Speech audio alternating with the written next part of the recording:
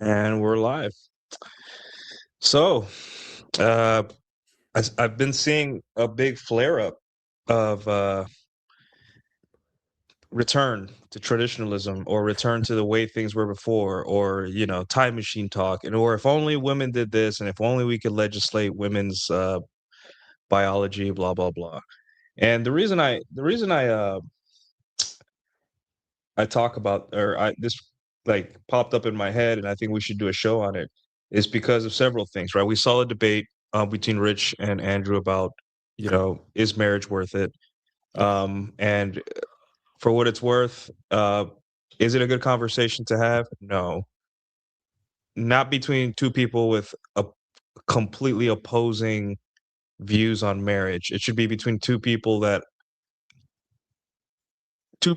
are one married, not married, and both that think marriage is a bad deal, right? But if you do it, you have to. What I'm saying is, you cannot just talk about whether marriage is worth it on the basis of morality. It just doesn't work. Well, not on Or, morality, nor on the basis of brand. or yeah, Brandon, or with or to sexually unsuccessful men, right? Because again, sexually unsuccessful men view marriage as a sexual strategy, not a phase of their life, not something that happens because you're a competent man and eventually, some girl's going to be like, "Hey, can I have your money and I'll give you babies?" Like that doesn't happen to sexually unsuccessful men. So they view marriage as a sexual strategy. And then they cover that up with morality. Like, no, it's the right thing to do. And I'm like, you couldn't get laid if you tried, dude. What are you talking about? Yeah, So, I did a um, whole essay this past week on cheating, where it's like, look, if you're gonna come at me with like cheating is wrong, ask yourself this: could you even cheat if you wanted to? Because mhm. I highly doubt it. Which is in most cases of people who come at us with morality. Now, morality in and of itself isn't a bad thing, but is your necessity a virtue, or are you truly virtuous? Yeah. So another reason I wanted to do this as today's topic, and it's one of my favorite topics because, man, it really helps. It really helps guys because guys get stuck. They think there's like a fork in the road, and they learn women are the way they are, right? They pick up the red book or they see a podcast, and everything starts clicking in terms of the description of women. But instead of the self-actualization and being like, "Hey, I gotta live for myself on my terms," they take the right path, which is the darkened story. Have you seen the meme where it's like the Yu-Gi-Oh card meme, where just like, they take the right path to trying looking for a savior, or trying to bottle up human behavior within the context of morality. It doesn't work. So this guy's he's running for governor of Florida because DeSantis no longer can run after this. So we are ramping up to the election cycle in November 2026. So you're going to start hearing a lot of political talk, and a lot of people are going to start going back from red pill to politics as per usual, as the cycle dictates. The cycle of life dictates. What is So old is new again. one of the things that about politics, right, is that you have to appeal to people, even if you don't really believe. You got to say what you got to say. You got to appeal to people's sense of morality or whatever. And in this case, this guy is trying to. He's the guy that like said, "Hey, 50% syntax on OnlyFans girls," right? Like, and then he made a Tinder profile trying to market to women his platform. And yeah, that's what he's known for. He is trying to appeal to the Christian alt right uh platform and all that stuff. So hey, we have the Godfathers here, guys. Welcome. I know this is one of your favorite topics, Rolo. So you're gonna have fun with this one. I know you're strapped, but I know you like this one. I think you're muted.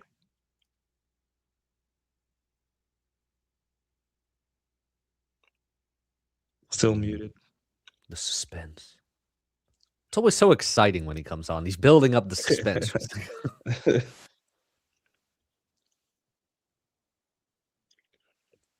Okay, well, Rolo's figuring that out. So How about now? so this guy. Good? Oh yeah, we got There you. he We is. got you. All right. Sorry, I had to switch over audio source. No, yeah, dude. I'm full disclosure. I'm actually still on my text here. I'm still in a chat with James Sexton because I want to do a segment about this with him because he was talking about Fishbeck when he was talking about how he was going to change the divorce law so like you can't cheat in marriage. Yeah. James like, Hey, if yeah, James wants to come on. Yeah. She's like, yes, please. He's like, make more money for me. More. He's like, I'll move to Florida just so I can make money. I mean, Yeah.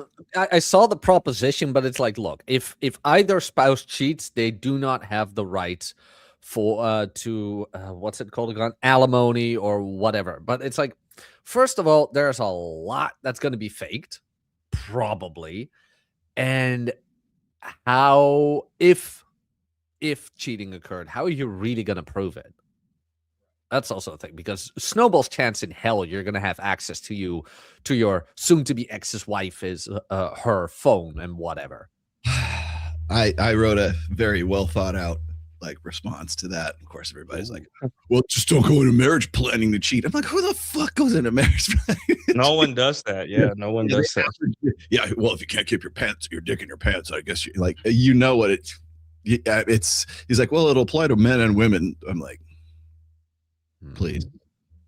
Yes.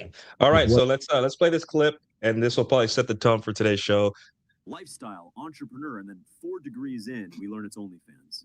And so my whole thing is, if people are proud to be on OnlyFans, why don't you just say that you're proud to be on OnlyFans?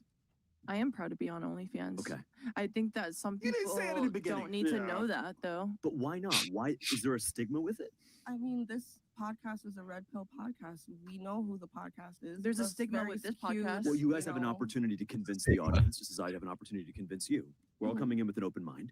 So my question is, are you proud or are you ashamed of being on OnlyFans? I say that with genuine sincerity. I respect you ladies already. Are you proud or ashamed to be on OnlyFans? I'm proud to Straight be on OnlyFans. Why? Because I run my own business and I see it. And there it is, guys. I think a lot of like right-wing traditional Christian men, they don't understand that what she's trying to communicate here is that I don't have to settle for average men anymore. I can make money by shoving objects on myself on camera, whatever these girls do, and I don't have to marry average men. And guys say, and he's trying to appeal to their sense of like, hey, like, shouldn't you want better? Shouldn't you want to settle down and have a family? It's like, was it Michael's story all over again? And you know what? yeah. She still can have a family. She can have it all. And that's what these guys don't understand. Like, they could still have it all. So I hate yeah, I hate how yeah.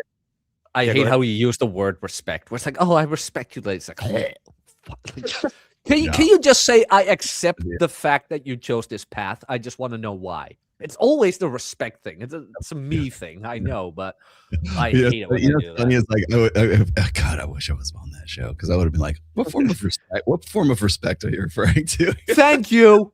Common courtesy, or like you actually respect? You think what they do is respectable? Like they've merited respect because of what they do. Yeah. Can you please agree with me on this one? That the modern interpretation of respect means nothing more than decency. That's what they mean. Like when we men amongst each other say respect, it's like the experience we go through when a man has achieved something. It's like, you know what? I respect that. I can dislike you, but still respect you. As soon as a woman uses the word respect, you know she just means decency. Treat me nicely. They're not the same thing, but through the bastardization. Yes, but manners. Through the bastardization of language and feminization and everything, they have hijacked the word respect to mean nothing than what it was intended to mean. Rant over. Sorry. I could probably go get it. Let's see, respect. Definition of respect. Like if you go and you look at, like, this is just dictionary.com. This is basic shit here, right? Merriam-Webster. Wait, can I finally say it to Rolo? I wrote an essay about it. Oh, did you? Yes. Yes, I have a whole essay on the word respect in women. I kind of went clickbaity with the title where it's like women don't deserve respect. And then I go through the whole like, and this is what I mean with the respect they think they deserve. Because they have a complete misinterpretation of respect. Definition number 1, noun. A feeling of deep admiration for someone or something elicited by their abilities, qualities, or achievements. That's the very first like return for Not the fact that they just exist. Right. Yes. Okay. So, but literally there are 2 definitions of respect. So that's the first one, which is merit. This is the male version, which I always talk about. The second version of respect, due regard for the feelings, wishes, rights, or traditions of others. That's the female form of respect. So which one, Mr. Fishback, Fishback, whatever the fuck your name is, which respect are we talking about? Because I'd really like to know, because I don't think enough guys, like, they just fluidly go between the two. Like, if you go look at, like, if you look at when Scott Galloway goes on, like, well, shit, he was just on Trigonometry, and then he was on Oprah and everything. He was talking, you know, he'll use one form of respect for the women who have a problem. Like, men aren't living up to our standards anymore. What's wrong? Tell us what's wrong with the world, Doctor, or, you know, Professor Galloway. And then when a guy says, you know, hey man, I'm having trouble finding, you know, really quality girls, blah blah blah, then his is, well, you know, would you date you? You know? And it's like suddenly it's the male form of respect for the guys, but it's the female form of respect for the women. And I'm like, he just fluidly goes between the two and doesn't even realize he's doing it. Nope. Yeah. And I mean, the women using the word respect is just like, oh, guys have this thing. Now we want it too. It's like, no, it's not the same. It's just, and I refuse to use it as well with women. I just always say decency, but I do it like very, you know, not that they notice it, where it's like, this guy doesn't respect me. I'm like, oh yeah, no, I can show you decency. And then they're like, okay, thank you. It's like, yeah, I love that. Don't bring All right, let's finish the video real quick. No, let me rant. A strategic marketing. Strategic. Income. Yeah, an entrepreneur. She doesn't know. She doesn't even know why she does OnlyFans. She in her mind, she's doing it. She thinks, oh, I'm just because I'm a businesswoman. I'm like, sure. OnlyFans website is a subscription base. It's a digital platform where you can monetize content. Anyways, that's pretty much. There's more videos of him, but essentially, he's trying to force fit Tradcon ideals into a modern world, and guys are eating this up, and they just they're never gonna learn that, hey, there is no time machine, there is no pendulum. Time only moves forward, and you can't you can't bring no fault divorce back. It's not happening. You can't tax women out of using their sexual strategy to get what they want, right? And guys need to understand this, because even if he does get elected, right, is it feasible? You cannot, like, there's the guys that say, hey, women shouldn't vote, repeal the 19th. I'm like, good luck with that. It's going to require guns and death and sacrifice. It's stupid and all that stuff. It's a waste of time to even bring that up. And anytime somebody says, oh yeah, repeal the 19th, it's like, I know what I'm dealing with at that point. It's meant to get a rise. And one of the things I see happening, like, just in sort of this space anyways, manosphere, red pill, whatever the fuck we're calling it now.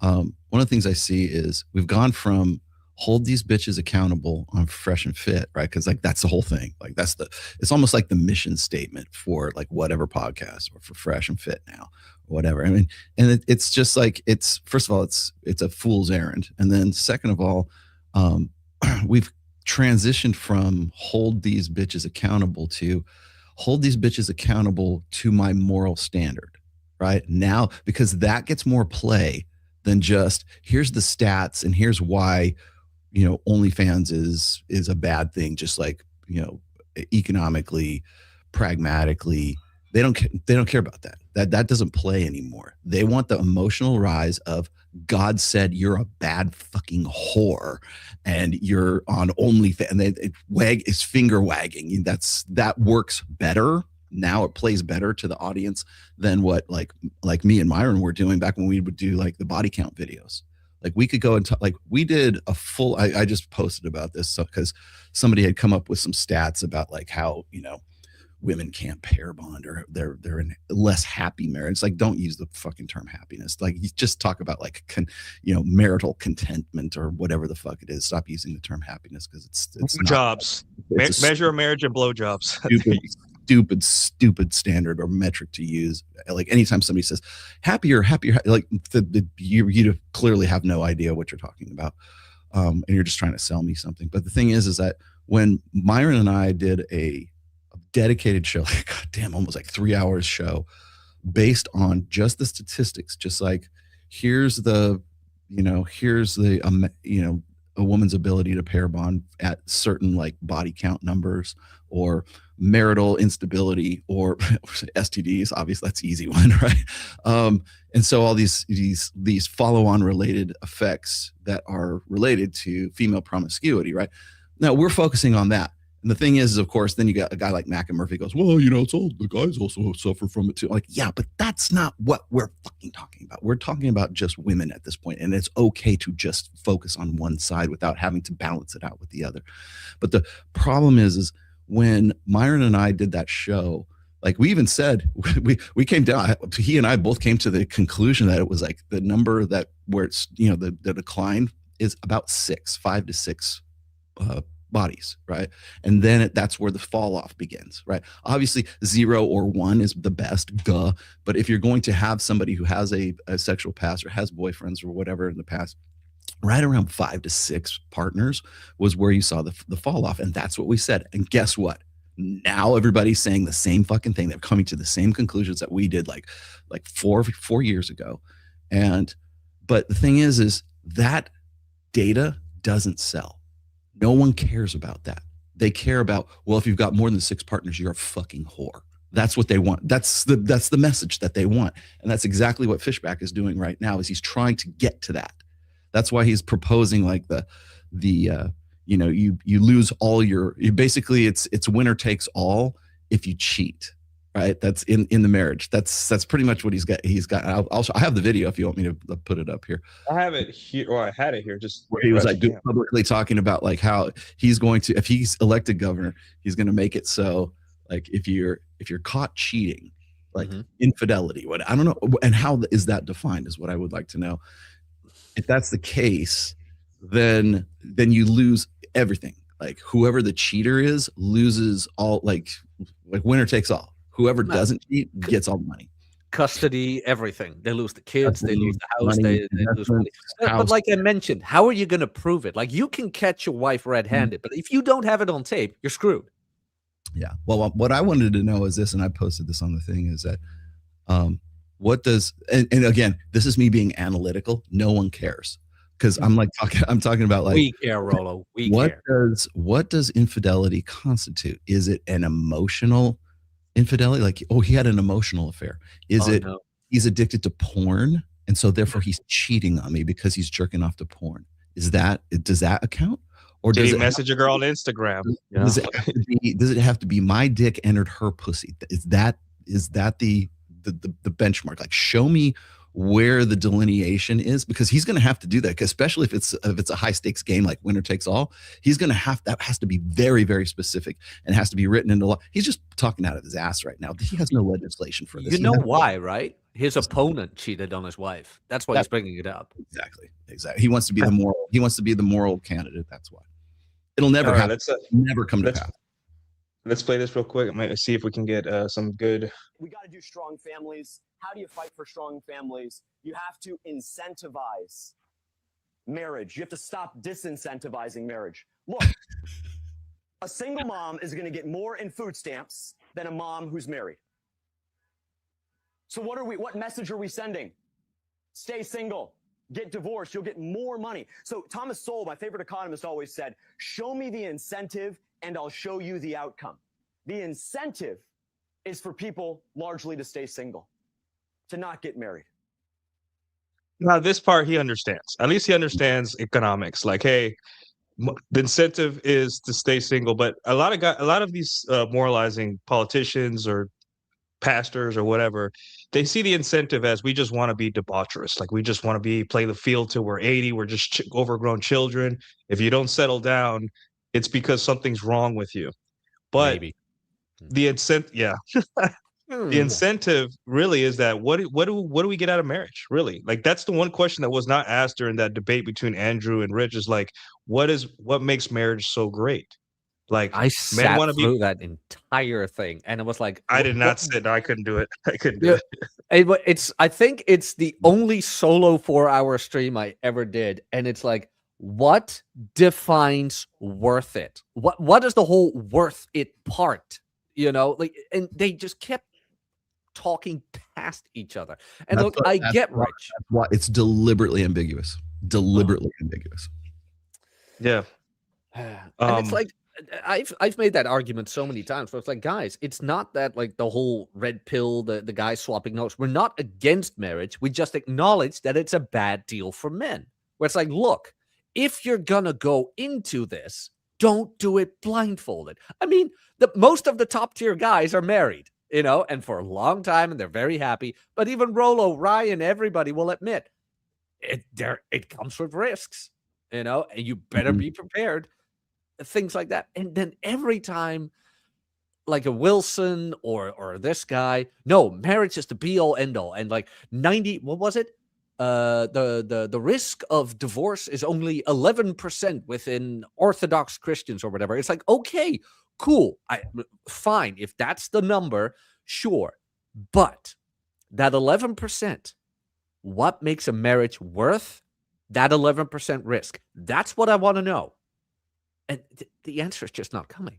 Well, I mean, the thing is that, go ahead, Rolo. Sorry. You said, I mean, I think the premise is kind of just silly to begin with, right? I mean, because like the idea is, okay, so why is like what benefits do you get out of marriage? Like Jim Sexton always says, what problems does marriage solve, right? And are those? Let's just even say, for sake of argument, it solves some problems, right? Okay, are those solutions equitable? Are those solutions like return on investment? Are those solutions worth the risk, or are the upsides worth the downsides, right? And so you're looking at it from and this I think is a really kind of stupid reasoning to get married, but like let's just say for sake of argument, it is.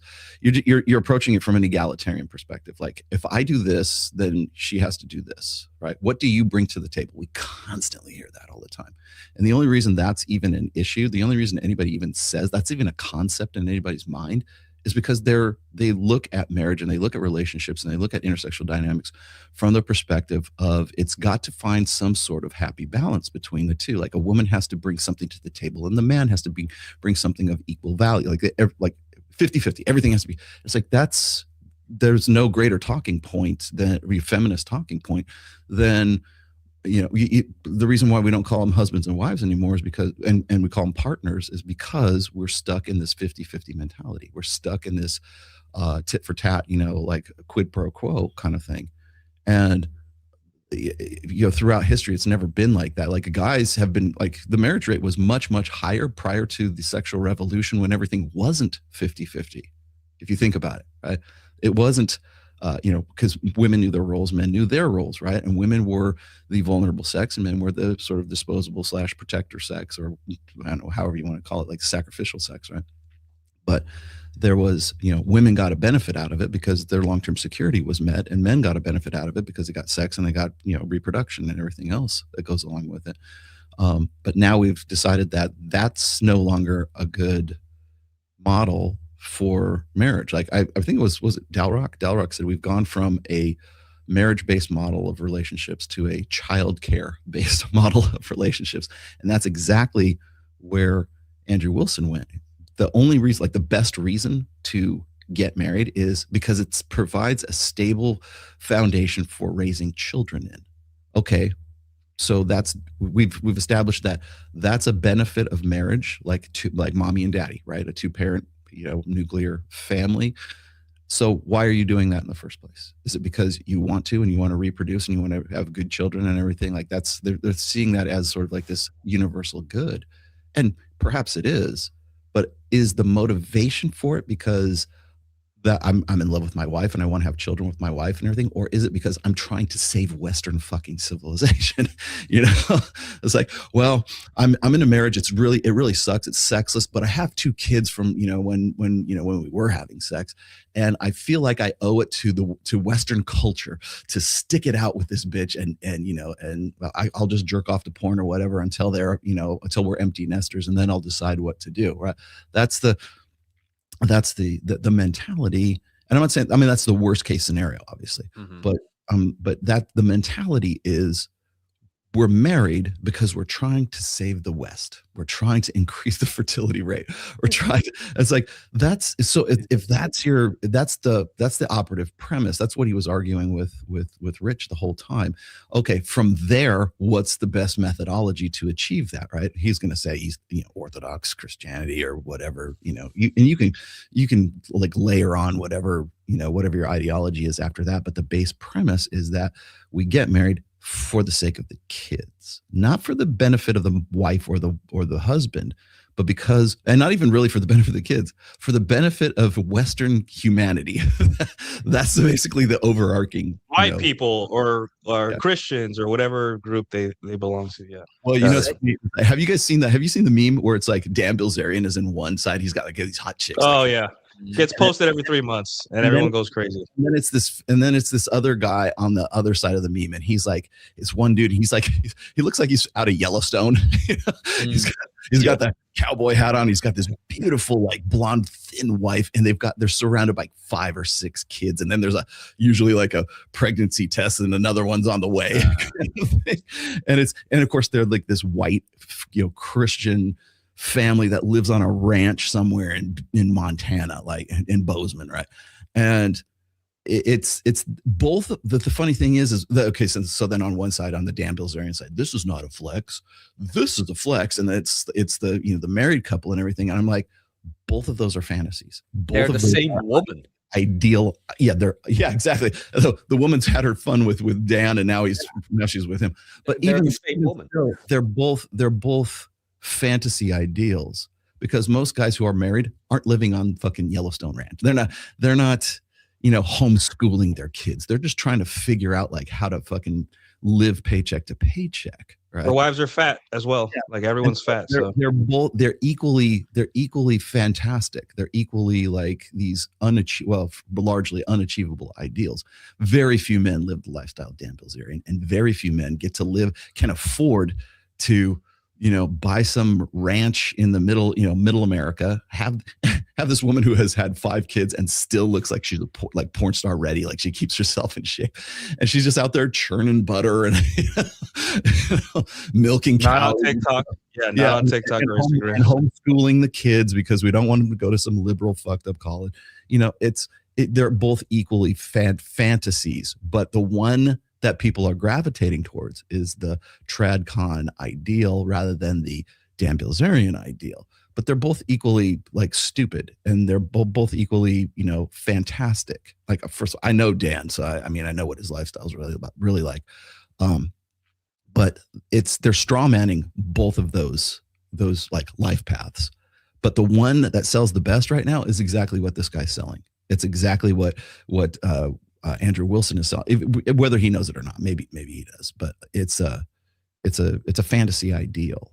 And like, then like I was saying before, like Rich to me seemed like he was phoning it in.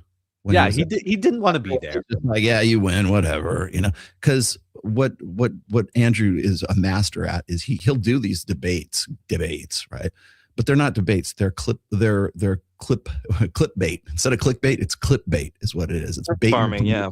So I can get the buzz clips out of it. Because how long what did they go for? 2 hours, 3 hours? It was 2.5 hours. Okay, so Jesus Christ. I'm fairly certain that Andrew Wilson and his team are savvy enough to know that long form content is dead on YouTube.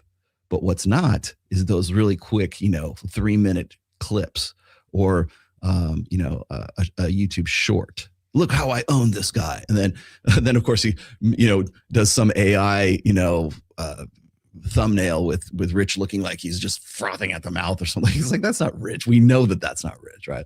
But that's what plays. And that's really what they're after right now, is this sensationalism, but it's moralistic sensationalism. And this guy is trying to run for governor based on that same dynamic. Yeah, let's get some more of his words here. And I'll tell you, divorce, it's a tragedy. Look, if you're in an abusive relationship, I will always support your right to exit that relationship. See, and that's the problem. This is really dangerous because he just said, if it's an abusive relationship, I will support your ability to or your right to leave the relationship. So, what accounts as abuse? Like, is it me raising my voice? Is it me hitting you? Is it me just setting a boundary? You know, When he is says it me? exiting an abusive relationship, what just that sentence alone right there. Do you Yeah. think that it's the man who's the abuser, or do you think it's the woman that's the abuser? It's the man. He is appealing to the female vote. Yep. That's what he's doing. Yep. All what Nuke? What's that quote of yours again? All politics are feminine. What was it? That wasn't all politics are gender. I don't think that was wasn't me. That was someone else. All politics are gender politics. That's yeah. the one. So what he's trying to do is like whenever a politician tries to go the whole trad route, they always have to leave enough space so that the women that they think are on the fence and that are going to leave behind their lavish lifestyle of partying and doing whatever they want all the time have a reason to get in there. So what he's saying is when you're all done partying and having fun and being with those abusive men that you were initially attracted to, I will let you have the definition of abuse. And also, you can leave whenever you want as long as you enact that you enact that reality that within the confines of the word abuse. So this is why a lot of guys they mistakenly say they want no fault divorce to go away. But the truth is, all that's going to do is that women are going to have to come up with a better or more extravagant story at your expense to get out of a relationship. How many guys? They don't know what women are willing to do to not have sex with average men. They're willing to go to school for 4 years and amass lots of debt. They're willing to be on camera naked. They're willing to be sugar babies. They're willing to just share men.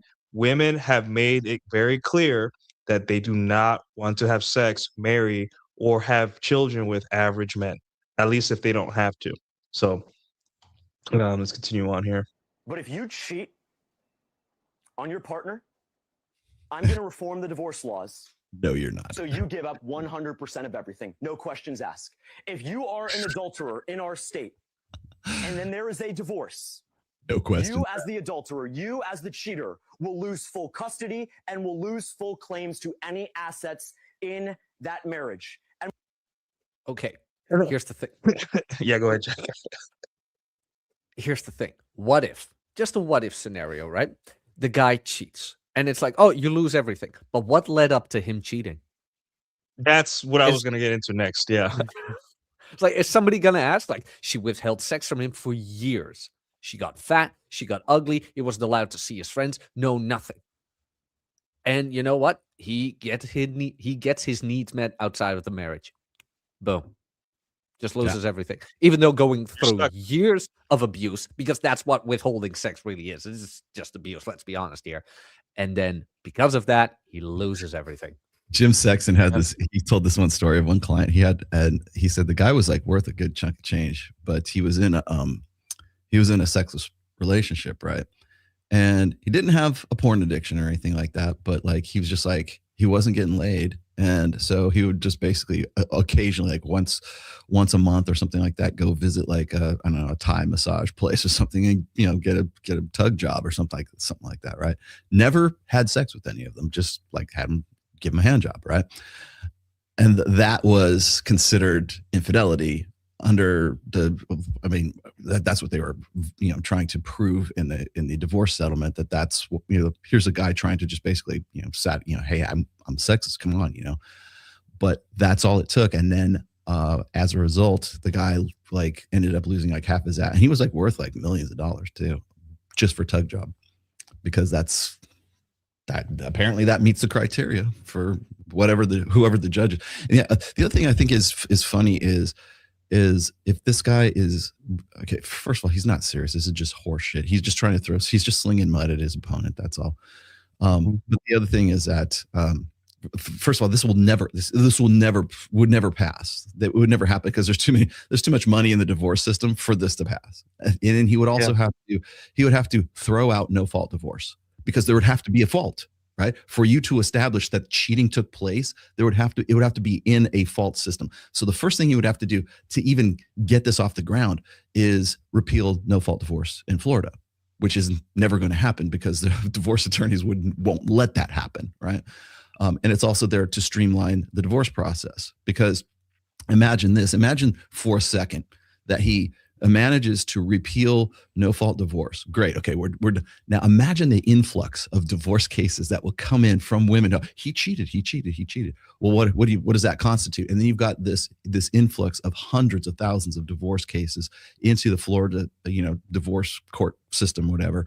And they're all trying to determine this subjective, sort of ambiguous definition of what constitutes cheating and what doesn't, right? You'll notice he'll never say, well, it's if your man or if your woman like has physical sexual intercourse with somebody outside the marriage.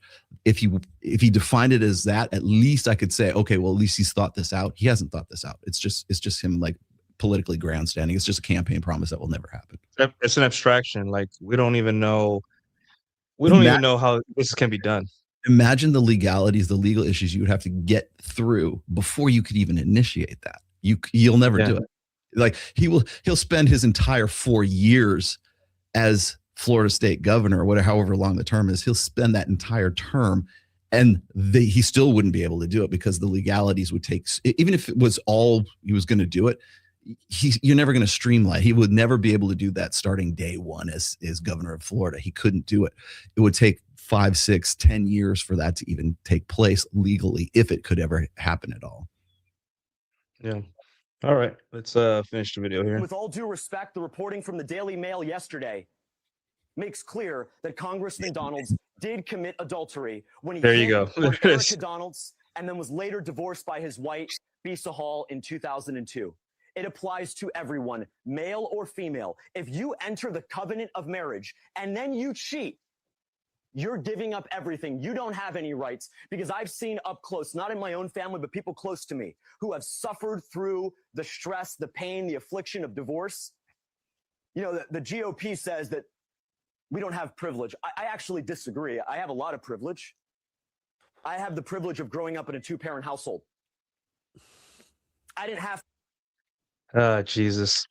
Do you guys see what he's doing? The emotionally loaded language and the small pauses to hit harder. Pregnant. This guy is a great speaker. I'm gonna give him that. He's got the timing just right. He knows his audience. I'll give him that. He does know his constituency or whatever. Oh yeah, but is this guy conservative? He doesn't sound like one. His opponent is also Republican. He's a black guy, so. The brother cheated on his. Let me guess. Is the wife white? I haven't looked into that, but I just found out this morning that the guy's black, and they're somebody in the chat. Look it up, because somebody's gonna find that out. Yeah, I was gonna say it's because he's not gonna say that obviously, but it's there. If it's there, it's to have my mom and dad fight about who's going to have custody this weekend. I didn't leave my homework at my mom's house and then have to give that excuse to my teacher on Tuesday morning. Divorce is wrong. Adultery is immoral. 9/11 was bad. Great. Yay.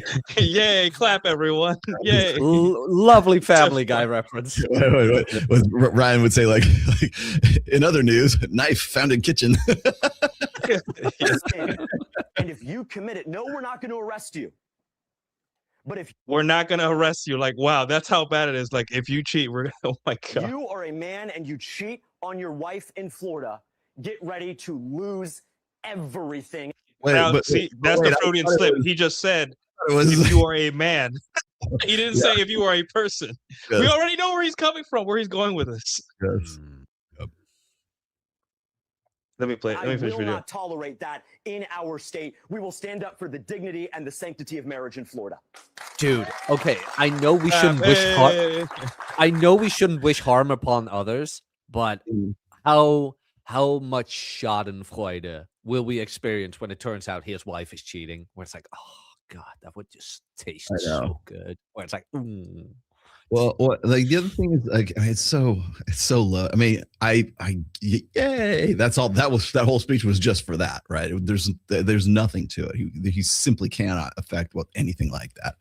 But the funny thing is like you notice how he like fluidly switched over from whether you're a man or a woman, and at the end like a man cheated is all like just go ahead and say it. The guy, it's for guys, right? Promise keeper behavior. Yeah. I know his parents are supposedly together. He says that, but this is all promise keeper behavior. We're going to be better men than those other men were. It's like, maybe those men had a very goddamn good reason to do it. Well, you know, it's like, well, the benefit of gosh, I could show, I think I'll dig it up. I've got a study that's in my Twitter bookmarks about how being in a toxic relationship is like, or being in a bad like marriage is more detrimental to men's health than like a drug addiction or like alcoholism or like cancer. You know, it's like it has worse follow-on effects than even like health, like common health risks, right? So in that case, it's I understand like everybody wants to build up like marriage is like this ideal that everybody should be living up to, and that's gonna essentially it's gonna save the West, and we're gonna increase fertility rates or whatever whatever Andrew Wilson was trying to sell Rich Cooper on as the, like I said, as the operative in that debate. It's pretty much what Fishback's kind of like, you know, coattailing is he wants to sort of jump on that same kind of sentiment, right? Like if we had better, stronger marriages, if you guys could just keep your pecker in your pants, right? Or if you guys were courting your wife, you know, like, okay, fine. How do I get from like, first of all, you want to talk about like he began that whole rant about like incentives like to get married or to stay married or whatever. That's an ultimatum. That's not an incentive. That's you stay married or you're going to lose all your, not half your shit, all your shit. Right. And then like I was just saying before, it's like how to kill the marriage rate in one law. Like who would enter into that contract? You know, it's like, what's funny is like, I bet you anything. I'd love to ask this guy, how do you feel about prenuptial agreements? He would probably say, oh, that'll be like, he probably would adopt the Michael Knowles, Matt Walsh attitude, which is if you are asking your wife for a prenuptial agreement, first of all, it's like an offense against God, right? That's number one. And then number two, it would be like, well, that's like calling your wife, like Michael Knowles says, that's like calling your wife a whore before she's your wife, right? Because you're expecting her, you're predicting that she's going to cheat on you, and therefore you want to insure all of your assets, right? So if you, it's funny because it shows the difference between women's opportunistic perspective of love and men's idealistic perspective of love, because idealism is what would prevent a guy from even asking for a prenuptial agreement, whereas opportunism is why women will never don't want a prenuptial agreement. It's because they're approaching it from different sides. So the Michael Knowles will say, well, idealistically, I want to make sure that this is forever and ever, and it's ordained by God, and you know, she's the one kind of thing. That's the idealistic perspective. That's why you don't do that's why you wouldn't get a prenuptial agreement, because divorce is completely off the table. Well, it's never off the table, even with Fishback, because he says if you get a divorce, like what about like, but what if I like divorce my wife for irreconcilable differences or money, or like, for instance, I'm suddenly she got a promotion at work and she's out earning me by $100,000, and she decides she wants to exit the marriage. Nobody's cheated. Like how do we divide assets at that point? And I'll tell you the other thing is like, even like, or for instance, like she wants, like, what is it, 70%, 75% of women file for divorce. What if he hasn't cheated at all, but she still wants a divorce because he's not, you know, the best she can do, whatever. She's not happy. Not happy. How, like the first thing, and I mean, I've had this conversation with James Sexton, the first thing women will do is try to find they'll go to marriage counseling. Well, he won't go to marriage counseling. He's being, you know, obtrusive, whatever. He won't go. I tried, he didn't. And the first thing that the attorneys will do is try to turn the guy into like a sex addict, or they'll try to turn him into something that he is completely not. But they will go to any legal extremes to make it seem like he's cheating, or that maybe there's an emotional affair. Maybe it's not hard. Maybe it's not hard to make it look bad. Browser history, like he doesn't even have an OnlyFans account, but maybe he like happened upon, like he just like checked out some chick on OnlyFans and then went on to the next page. The very fact that that's in his browser history could imply that he has a porn problem or whatever it is, right? And So they will find ways to turn it into whatever meets the legal definition of infidelity. Then the guy loses half his or all of his shit in the state of Florida. And so even if I'm not, those are extreme, like me going like, well, what if I'm doing whataboutism, right? I got it. But that's where guys' heads are going to go when they say, if I marry this girl and and I cheat, or if it's misconstrued, like even in the slightest that I am, then I lose all of my shit. Why would I get married?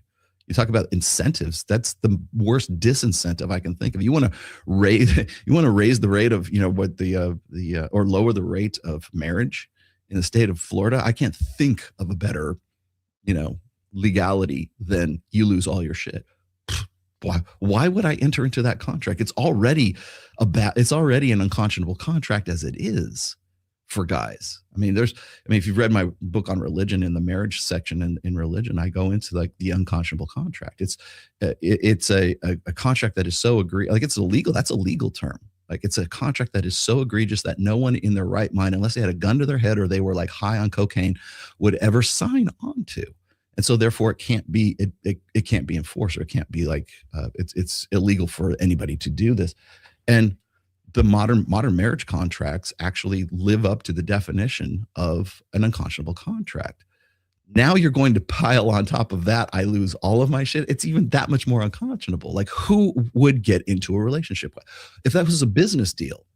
Like, okay, it's like a non-disclosure thing. If you or a non-compete thing, if you go outside of this contract and you work with somebody outside, like you fuck somebody outside of this contract, then it's winner takes all. You lose everything if you're signing a non-disclosure agreement, or you are a non-compete agreement. It's sort of Damocles, essentially, guys. It's sort of Damocles. You would never, no guy in his right mind, especially with the conditions that Fishback is talking about, would ever enter into that contract. So why would you do that? Now, of course, what happens is this, and I tried to make this case in my tweet when I was responding to this whole thing. First of all, how does it apply to same-sex marriages? How does this apply to marriages where the arrangement is we're poly, right? Or the arrangement is an open marriage, right? The terms, because the terms of the marriage are actually dependent on the two people that are involved in that marriage, right? So my joke has always been, Cappy hates it when I say this, but remember, it's not homosexual marriage, it's same-sex marriage. So I could technically marry Cappy. I can marry Aaron Clary, and the terms of our marriage is this: we're both heterosexual. We're both married. That's a partnership. Like, the state doesn't care what you do or what your terms are. Like, so I could say, okay, here's the marriage cap. You can go fuck as many bitches as you want, and I can go fuck as many bitches as I want. And we're both going to be heterosexual males in a same-sex marriage. That is a possibility. By law, that's a possibility, right? And so the terms between me and him are like, you get to go out and nail as many chicks as you want, and I get to go do the same. And we come home, we share finances, and if I get fucked up in the hospital, then you can come visit me, and all the stuff that goes along with that. But we're basically just heterosexual guys, but we're still in a marriage, right? That possibility exists because the state doesn't give two flying fucks about how you arrange that. So if my marriage to a woman is, well, guess what? You can go, as long as you tell me who it is, you can go fuck whoever. It's like the Adam 22 marriage to Lena the Plug, right? Or Destiny, right? They can go outside the marriage and fuck around, and they have sort of this, well, let me know who you're with, and let me know who you're with, and maybe we fuck them together, maybe you fuck them separately. That's the terms of his marriage. Okay, so how do you prove infidelity in that? Is that even a marriage under Fishback law? It's like, those are the things you have to fucking take into consideration. So my other question is this: does his law only apply to heterosexual couples? Like for homosexual couples, I wouldn't be surprised. Yeah. I wouldn't be surprised if he started doing that, where it's like, what, we're just gonna get rid of all the poly marriages. We're gonna get rid of, and I think it's going to happen. I'm not sure. Like I said, the European here. So take everything I say about American politics with a grain of salt. I know I'm like out of the woodworks here, but I would not be surprised when the conservatives actually start pushing for getting gay marriage out of the law. I wouldn't be surprised. I've seen a couple here and there tweets who are like toying with it, but I wouldn't be surprised if this fishbag guy would be like, oh, you know what? It's causing trouble. Let's get rid of it. Just Mhm. get rid of gay marriage. That solves that problem. So I think he's going to fall back on like heterosexual marriage only. I Yeah, think. of course. Wouldn't Yeah. be surprised. So it's like, again, what's my motivation? You know, why would I ever sign? And the other thing is, like, not only would that apply to like official, like, you know, like I got a marriage license marriages, right? Would that also apply to common law marriages? I don't want to put my ass on the line. So I'm just going to like live with this chick. We'll have kids together, but I'm never going to make it we're not going to go to the courthouse and get a marriage license. I'm just going to do this. Well, now if I've been living with her for a certain amount of time, does that make her my de facto wife? And if you ask James Sexton, he will say, yes, actually it does. If you live as if you are married, if for all intents and purposes, if everybody looks at you like I know Ryan is not married, like he's been with the same woman for forever, but the state looks at that and says you're married. Like if they split up and she was adamant, she got a legalities involved in it, they would treat it as if it was a marriage to a certain extent, right? So how does that factor in to Fishback's law? How does it again, what's the marriage arrangement? For people who are asking about like the same-sex marriage thing, that's one of the things I brought up back in like 2014, 2015, before like Obama signed into law that homosexuals could get married, right? And like, well, how does this affect it doesn't affect heterosexual marriages. I'm like, yeah, it kind of does, because it's what's the definition of marriage now? It's one man, one woman, or is it like whoever? You can marry your dog, you can marry marry a chandelier, whatever it is. It's the arrangement is what it is. That's the difference. So like, for instance, I'm sure there's probably homosexual couples, like gay guys, who their arrangement is they can go out and fuck other guys, but that's the arrangement between them. So you basically made the definition of marriage as whatever the two people are involved in it and what their arrangement happens to be. And that's the difference. That's why homosexual marriage affects heterosexual marriage. Oh, yeah. What Nuke's bringing up now, by the way, this shit happened in the Netherlands too. In 2020, December 2020, the parliament announced we are going to change custody laws and alimony laws, and we're going to make alimony equal between men and women. Coming January. So everybody had a month. Divorce spiked that month. The Netherlands had not seen as many divorces as in December 2020, before the law of equal custody and alimony came into the law. It was insane. And like this article that Nuke brings up, yeah, I mean, women have timing. Women are strategists when it comes to divorce. Yeah. This is what happens when you change the incentive, and there could be two reasons for this. It could be the divorce plunged because women were like, well, I would rather him in the house helping me with the kids. Like this is a good indicator of how opportunistic women are when exiting a relationship. So I'm glad. And the thing is, look at the subtitle. A law setting 50-50 shared custody as the state standard was hailed as a victory for fathers, but critics say it puts mothers and children at risk. Do you see what I'm saying? Like the Wall Street Journal cannot say anything that is positive about men without also making women the victim or including women. It's like, listen, 50-50 custody means women have to be careful who they get pregnant by. And number two, it also means that you can't use children as much as in the courtroom to get what you want out of the divorce proceedings. Human so shields. I just want to bring that up.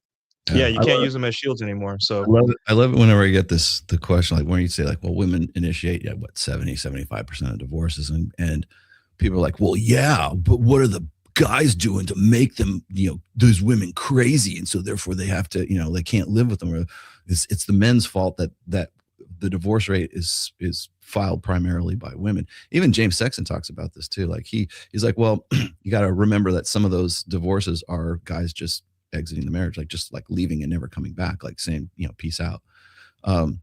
Yeah, but I'm going to go out on a limb here and say that it's primarily because the financial incentives for women in divorce is at some point along the way, women realize, okay, I can be better off, even if it's just a fantasy. The perception is that women will be better off divorced than they would be married, right?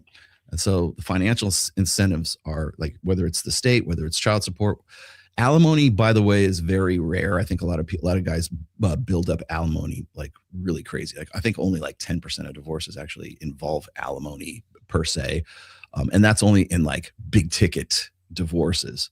But the common rebuke, I guess, of women initiating 70% of divorces is because it's the men's fault for prompting them to file for divorce. I thought about this, and by the way, the Red Pill has been talking about this since as far back as 2012, because there was a time where Dalrock and I both looked this up. Like he did the grunt. Well, this is back before you had like Perplexity and Chat GPT and everything. You couldn't actually go find these stats. You had to go dig them up yourself. So what we did was we looked up like, okay, is frivolous divorce being overplayed in the manosphere? Right. That was pretty much it. Because frivolous divorce, a woman divorces a guy because she wants to get cash and prizes, the kids, cash and prizes. That was pretty much it. And so we looked back through marriage rates and divorce rates, and when the ages of like divorce were happening, and how long the average divorce, the duration of a marriage before divorce, and the average is actually 7 years. That's why they call it the 7-year itch, but it's between 5 and 9 years, the average being 7, right? Was that the case back in 1968? Was it in 1978, 1988? Like what was the, like just decade? We did it like after the sexual revolution, right? Because it's going to be really skewed before that. But once the pill hit and once we had sexual revolution, does that sort of trend of women still filing for divorce more than men, does that hold true from 68, 78, 88, 98, like all through those decades? And so we went and we looked at that, and sure as shit, it does. It follows the same exact patterns. Women always file for divorce more than men do. So it's not just an economics thing. It's not just we're less dependent. Like you got to remember, like in the 90s, women were less dependent on men than they were in the 60s, right? Because now you got 30 years between, from the sexual revolution on upwards, but the divorce rate always held the same.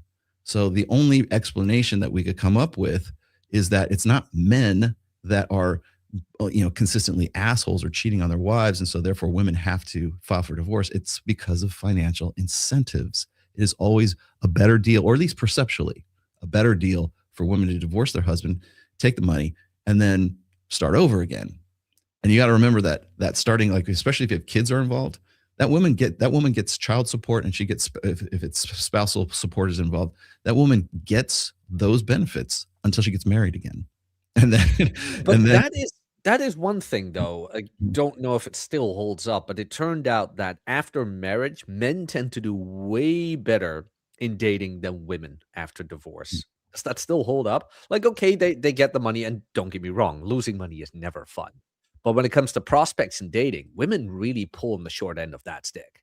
I think I've heard that as well, but I think what that is really from a financial perspective rather than a dating perspective. I've heard, like, even Destiny has made that case before. It's like, well, men do way better off than women do after divorce. I go, yeah, if they get past the 9 times the rate suicide rate. Yeah, that has to be addressed, where it's like, okay, yeah, then maybe they do okay. But you got to remember who's, like, what kind of guy is getting married in the first place. We're already at the lowest rate of marriage since they started recording it, back in like 1850 or 1860, something like that. There's only, if memory serves, I believe it's 6.1 per 1,000 people right now, and that is like, and still declining, right? You want to know why the fertility rate is dropping? Just look at the marriage rate. Now, are there women, like women have babies out of wedlock? 42% of average, 42% of births are out of wedlock today. So it's not necessarily a birthing issue so much as it is a people coming together and forming families issue. And we're trying to find like if you look at like South Korea or something like that, they're trying to like give you financial and says, we'll give you $5,000 if you guys stay together, kind of thing. You find a bitch and you marry her, then we'll give you $13,000 total. Like you get paid to go on dates, to marry, to engagement, all that, to have a baby. Like $13,000 American dollars. Yes. To get. I'm like, shit. You know how many broke people would get married if that was the case? What's funny is like there's other countries that do this too, but the financial incentives that because South Korea is going to basically just fall off they're going to go extinct within the next decade, or within the next century. They will be extinct as present rate of attrition, right? But the thing is they can give all kinds of financial incentives to form families and have babies, and even that's not enough to get women to want to have sex and reproduce with guys that they don't want to reproduce with. That $10,000, no, I'm good. I'll do OnlyFans. It's the money's not the issue. The issue is I don't want his shitty genes. That's what it comes down to. And so no amount of money, it's funny, you should, like when you think about it from an evolutionary perspective, no amount of money is worth, certainly not, well, maybe more, but certainly not, 10, 15, 20 grand is not incentive enough for women to go, yeah, I guess he'll do. It will never happen. You will never get past the biological. You can't negotiate genuine desire. You can't pay women to want you. In this case, it's like, $10,000, $15,000, $20,000. What's your threshold? Everybody has their price, young lady.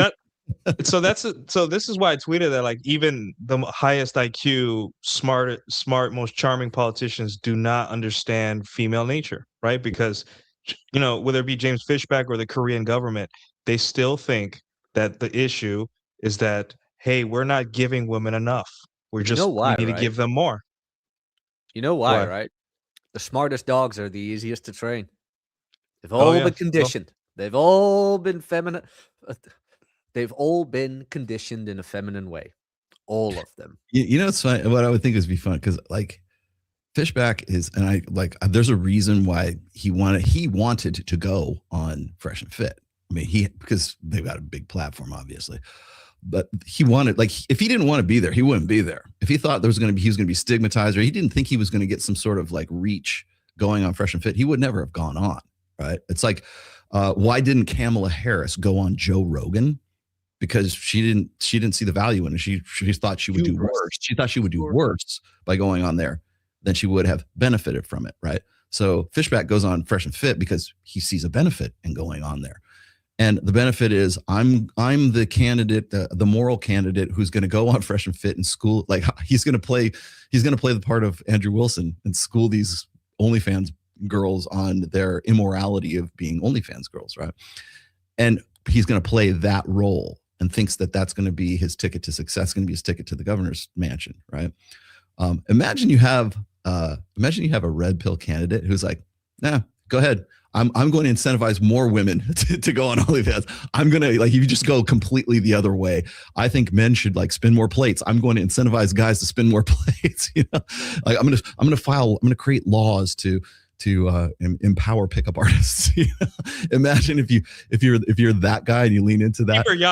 Cheaper yachts for all the men. Like, are we going to go on a yacht party after this? All right. Like if the guy who's like goes the complete opposite way of, I mean, he's still a red pill candidate, right? He still holds him accountable. He's just not doing it with a Bible in hand. Imagine a guy trying to play that card. Okay. So right now, everybody wants to be holier than thou. Everybody wants, it's all moral fagging. That's all. Election cycle. I understood that election cycle. Yes, that's what it is. It's moralism. And that's basically what I said was going to happen. It's like you're going to see more looks maxers, MGTOW, and there's going to be moralism is going to be the manosphere for a while here. And sure shit, especially now because we're in a midterm election cycle right now, and you're going to see. Usually in the midterms is when you see the Supreme Court of the United States like leaking that they're going to kick Roe v. Wade back to the states, right? That's the Every time, yeah. The only Yeah. reason that happened in 2022 is because it's a midterm election. So that's also when Biden said he was going to do debt forgiveness for school loans, which like overwhelmingly disproportionately advantage women because they're the ones that don't pay back their loans and they're the ones that predominantly go to college on the government's dime, right? That it was basically stimulus checks for women who have outstanding student loans. I love it when somebody brings that up and then they say men are falling behind in college. Are we though? Are we really? Yeah. If men are falling behind, then society is going to fall behind. It's like you see what I'm saying? If you're still living a comfortable life, men are doing just fine. They're just not marrying you. Yeah. Yes. Well, one of the things men are ahead of the curve. That's really what's happening. when I was doing the research for my new book Reignite, there's a section in Reignite where I explain sociosexual hierarchies, right, in just sort of like bonehead terms, because it's really, and I give Vox Day credit for it in the book too, but Vox Day actually came up with the concept of sociosexual hierarchies. There's alphas and betas, and then there's deltas and gammas and omegas, right? Although he's calling betas bravos now because just not to confuse with beta males. I don't know. I don't know. Yeah, you tell me. So I go through each one of those, but the one I think that everybody needs to pay attention to more than anything else is the delta males, right? Alphas and betas, everybody can sort of wrap their heads around, and then everybody wants to be a sigma, which, by the way, he never came up with until way later than that. But the thing is it's the delta males that you need to worry about, because if you lose the delta males, you lose society, because those are the men that put in 40 hours of work. They go out and do an honest day's work for an honest day's pay, right? These are the guys who are, oil derrick workers. They're electricians. They fill the potholes. They work in raw sewage. They work in, they keep the power grid running. They, they're on the patch and the landman. Those are the guys that out there, work in the fields. Those are the delta males, right? They're average guys who go out and get shit done. Right. But people always say, well, if we lose the betas, I'm like, no, not the betas. We're looking at delta males, guys who might have a trade. They might be welders. They might be electricians. They might be in like construction or something like that. Some of them might own the company and some of them might work for the company. Right. But it's the kind of work that women don't do. Like they want to get into HR and they wanted to get into psychology and they want to get into something that's a personally rewarding career. Right. Teacher. They never want to go into public sectors where there's manual labor. They never go into textiles. They never go into industry. They never go into life or death. Yeah, like they don't want to go crab fishing. Women don't go crab fishing. Don't go crab fishing, right? Yeah, the dangerous jobs, right? But those are done by the delta males, average men. And what do we say about average men? Average men or average women don't want to get with average men. Because they believe, even if it's perceptual, now that we have a global sexual marketplace that has superseded the local sexual marketplace, perceptually speaking, average women don't want average men. Who are the average men? The delta males. Delta males used to be happy in their position because they could be relatively certain, from the 50s all the way up through really the sort of the mid 2000s, maybe they could be relatively assured that if they just go and, maybe they got a degree in a STEM field, maybe they're, learned a trade. They're, like I said, welders, electricians, that kind of stuff, plumbers, right? They could be relatively certain that they were going to be able to find a wife and have kids. And as long as they, did their jobs and put money into the 401k, or maybe they got in the early days, they got a pension, they could retire at 65, get Social Security and go live in the villages and play golf until they die, right? That was the plan, but that's no longer the plan anymore. In fact, that really hasn't been the plan since the late 70s. But Vox Day said this. He said, if you lose the deltas, you lose society. And that's exactly what we're doing right now. It's not about alpha chads fucking, 20-80% of chicks. It's you've lost the delta males. It's the guys who are the average salt of the earth dudes who are going out there and doing the shit that needs to be done. And the only incentive that those guys had was this relative certainty that they could get an average chick. Now they can't, because even the average chick doesn't want the average guy. In fact, she's entitled to an elite level and an above average dude. That's how you're losing the deltas.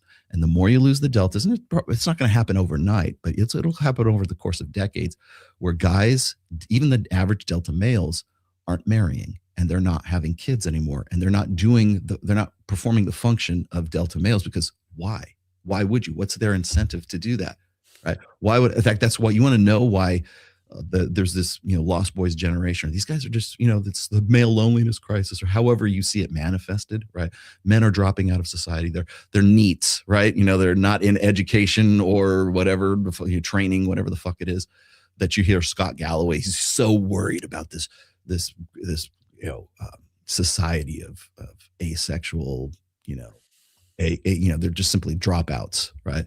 Those are the deltas. The reason why he's concerned about, he doesn't know this. He hasn't put 2 and 2 together yet. He just sees it from a moral perspective, but from a pragmatic economic perspective, you're losing deltas. If you lose those deltas, then you lose society, right? And it's not necessarily guys dropping out, or guys getting lazy, or guys like not living up to like women's standards. Women's standards are average women don't want average men. And until guys like Scott Galloway and guys like fucking this dude, whatever his name, Fishback, understand that you're losing the deltas, and you need to in some way incentivize that. And the only way you incentivize that is saying, ladies, fuck the deltas. Ladies, marry the deltas. But you're never going to be able cheat to, on them. and don't cheat on them. That doesn't get him into the governor's mansion. Well, from the intersexual dynamics point of view, yes, I would like to add and have your opinion on this. What does an honest day's work provide these days? These guys can't get a house. The pay that they're getting they're inflated out of the cost of living. Hell, you can't even buy steak. You can barely buy. You can't even buy a good food. steak. Like, okay, like forget about the women for a moment, which are very important. Don't get me wrong. Like, I'm not undermining anything or whatever, but just the basic premise of earning a living is gone. Yeah, it's just gone. Like, try getting the deltas back like that first, where it's like, you know what, your pay actually allows you to live and to buy food and get housing, instead of getting a 40-hour-a-week job and you still have to live with mom and dad. Yeah, if you want to get into the upper middle class, you have to have a 2-income family and a side hustle. That's pretty much the gist and of it. Shop at Costco. Yeah, you have to buy in bulk. Yes, yeah, in bulk. No luxuries. Okay. I have a little bit of a weird. Maybe it's not weird, but I'm like, okay, what if kind of thing, where it's like these chicks, and I know it's not just about attractiveness, but what if it is, how do I phrase this properly so I don't come across as an idiot? hold out on this one. Do we see women going for more and more above average men because they're feeling the horrible side effect of the current economy as well, where it's like, no average dude can like sustain me right now. No average dude can provide for me. I can't even provide for myself, so I have to go for like the ultra apex fallacies. Makes sense?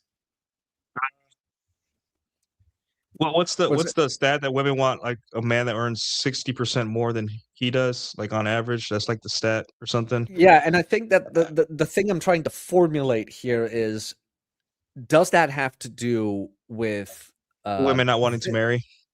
No, does that have to do with women's experience of the current economy? Because women have slept and procreated with deltas before, you know. Do you?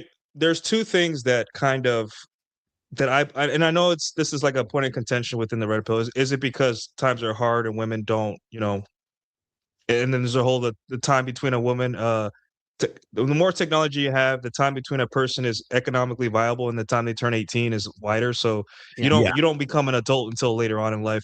Right. But here's the thing: there's different ages of maturity. Yes. Right. Yeah, I think the fact came up with that. Yeah. And the thing is, here's what I see: the credit card debt that women incur does not leave me to believe that women are that concerned about the future or financial planning with men. Because I've dated when I was single and I dated women, it just seemed that they even if I earned a lot more than them. It just seemed that it was the freedom, the ability, because you got to think at it from their perspective. And this is what politicians and the Scott Galloways and the professors and all those academia for neither sex is incentivized to marry, but we keep putting our experience onto women, and women keep putting our experience onto us.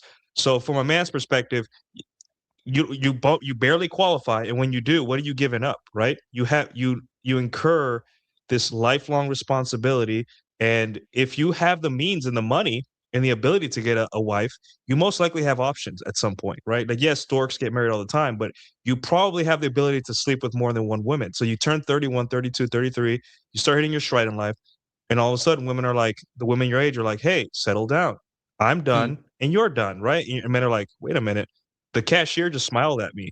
I like my secretary at work is flirting with me. I went on 2 dates this week and I got laid. What's going on? Well, you're hitting your stride, and women don't like that. So there's that. And then from women's perspective, and this is what like the Andrew Wilsons of the world, and this never came up. What do women get out of marriage? Really? Until it's what's that Dalrock quote? Modern women are playing a modern game or a game of chicken Collective to not game. waste Collective game. yeah, of collective chicken. game of chicken to not waste any more of their youth and beauty on their future husbands than they have to. Did Nala Ray want to marry that guy at 20? If she would have met him at 20 when she was doing gangbangs, do you think she would have been like, you know what, I'm done, I found the guy? No, she waited until her body was literally tired and the money started drying up to be like, I'm done. So really, I do understand that women, the whole financial thing, and it does come into play.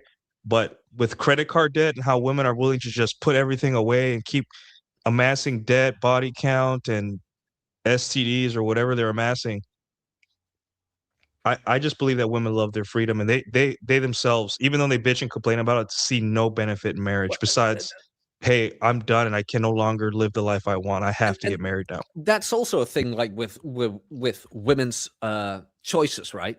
Do they really care about money? I mean, all three of us here have not, what was it? Didn't have a pot to piss in or a window to throw it out of, and we got laid. Yeah. We did. Where it's like, we know what it Mattress is on the without floor. money. Mattress on the Matches floor. on the floor have seen more hot girls than a California king bed, and I stand by that statement. Yeah, Yes, so, and the pillows and the drapes and everything were got it Bed Bath and Beyond. Yeah, that just means you're just getting laid with one chick. I didn't if you have mattress on the floor, incense and patchouli oil and all that other shit. Yeah, where it's like to get with Incense. a woman, you don't need a 6-figure income. You really don't. But what this is all about is that whole marriage thing. And I am getting the sense that the only reason for women even wanting to focus on marriage right now is to get out of the economic detriment. That's really what it all is. And women are noticing, like, the average guy, he can't thrive in this economy anymore. And that's why they're going for these apex fallacies more and more and more. Well, like the funny thing is, like, I mean, I've shown this stat to, I'd have to go dig it up, but I've shown this stat to Cappy before, where it's like, if you look at what demographic is paying back their student loans, men are overwhelmingly paying back their student loans. It's men who overwhelmingly pay the majority of taxes, both in the United States and in the UK right now. And so, but more to your point, like the whole thing with, Fishbeck going on Fresh and Fit, and you're talking to these women who are basically quitting, their nursing jobs, or, quitting, whatever it is that they studied to become, right? They wanted to be an insurance adjuster, or they wanted to be in, HR or social work. They'll quit those jobs because they, even if they're not making, $50,000 a month, if they're making more than they would at whatever job that they're in, it makes better sense because your hours are better and you could do it on your own time kind of thing. It's better for them to go do OnlyFans because they're going to make more money off of OnlyFans than they could off of their nursing degree or their, and so as a consequence, you lose women to those particular fields, right? Now, remember, there's what, 4.2 million content creators on Instagram, and anywhere between 70 to 85% of those are female, right? The average, like people always say, well, the average woman is only making like $150, $180 a month. Like, yeah, but are those non-active accounts? Are those women who just simply aren't trying, but you have to look at the median of that. Like what's the top 20% making? What's the top 25%? Is that achievable for women? Right. And when you look at that, you look at between 20 and 25%, if you're in the top 20 to 25%, you're still making $5,000 a month, which might be more than what you're going to make at Starbucks. It's going to be way more than what you're going to make at, an average, retail job or something like that. So why wouldn't you do that? The hours are better. And you get affirmation, you get validation from guys. So why wouldn't you do that? And then the possibility is you could make more, which I think is really the appeal. It's not so much we're going to go and quit our day jobs because we're going to go do OnlyFans because there's so much money in it. It's the possibility that there could be a lot of money in it, because the top 1% of OnlyFans creators, like the top 10 creators, are taking, I think, well over a third or 2/3 of the money that is generated by OnlyFans right now. There's only one OnlyFans model where I was like, you know what? This girl gets it. She had a boyfriend, was Belle Delphine. At a certain point, made $1 million a month, did that for a couple of months, packed her shit and left. Nobody ever heard from her again. Well, like Sophie Rain. She has a farm now. Yeah, she has a farm now. Sophie Rain turns 18. And she was already billing herself as, because she was already a Twitch influencer or something like that. But she says, I'm going to start OnlyFans on my 18th birthday. And she did. She made $2.3 million within the first 48 hours of her being on OnlyFans. That's like generational wealth. Like for some people, that's generational wealth. Speaking of that, Chad Elkins, is he still in the chat? Because Chad used to do accounting for a couple of these OnlyFans. There's one thing that makes this all worth it. And it's like God makes a joke and we're all laughing. They are shit with finances. Oh yeah, all of them. Every last one of them is absolutely horrible with their finances. We just they don't even know what taxes are. No, we just talked about paying off debts. As soon as that girl makes $1 million, where do you think that's going to go? Not to the IRS. Not to debt. If you look at Lily Phillips and you look at Bonnie Blue and Annie Knight, that's the trifecta of like the super hoes. Right? Hold up. Yes, the Avengers. The Avengers, yes. So if you look at those, so like I just saw it's all over Twitter right now. Bonnie Blue has decided that she's going to bang 1,000 black dudes. Whoa. But she's going to be off the pill, so one of those guys is going to impregnate her, and that's the whole shtick, right? Yeah. Which of course is never going to happen, but it's this escalation game. But remember, Bonnie Blue is not in the top 1% of OnlyFans creators, right? You're looking at you're looking at Bella Thorne and some of these other chicks. They're usually rappers or whatever. Like what is it? Black China is Black China. It has been at the top of that list forever. She's hideous. Yeah, she's hideous. But she doesn't have to be, because she already has. It's not just OnlyFans. It's also her commercial porn. It's also other stuff that she does, and it's the outrageousness of it. So she doesn't necessarily have to be even in the top 10%, right? She's still going to make. She's still making what I think her net worth is $43 million right now, and that's Bonnie Blue. And so she can exit the game anytime she wants. And again, generational wealth inside because she's still she looks like she's in her 40s, but she's in her 20s. She can exit the game anytime she wants. She can be the next guest speaker at the TPUSA Women's Ministry Day, and they'll open in 2 years with open arms. They'll oh my gosh, our prodigal daughter returneth. And nobody will, and she knows that that's all she's going to stick the landing because everybody's right there waiting for her at the landing, and so it's not even, you don't even have to be in that top 10%. You can still be doing other things. For most commercial, I know a lot of women from the show, from Access Vegas, who are in commercial porn.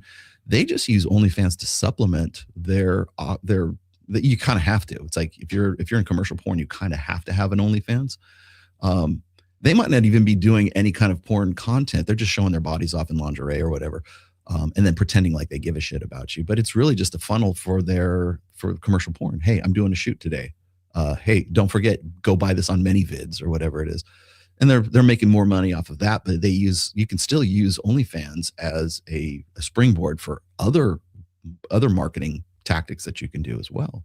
So it just kind of depends on like what they're doing. But I think the operative here is that, we've democratized women's sexuality. We've democratized porn.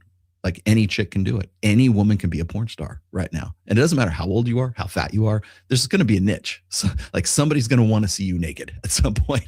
I'm not saying a lot of people, but someone will, right? So we dip out. You could just dip your toes, and you could still have a job, and hell, you could be a mother. Most of the chicks, exactly. Hell, you can do pregnancy porn if you want to. That was one of the first questions I had for like when we first started doing Access Vegas. There's this very good friend of mine. Her name is Domo.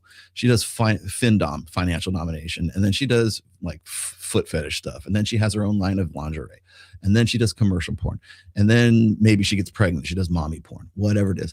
And I asked her, I said, is there a time where you like age out of the industry? She says, oh no. She says that maybe in the past, but not anymore. You can go from being like this fresh newbie to being a MILF inside of 10 years and then keep going. It just depends on, how comfortable you are in doing it and how much money you've made. And if you've done, made good most of these girls don't make good financial decisions. That's why they end up fucked.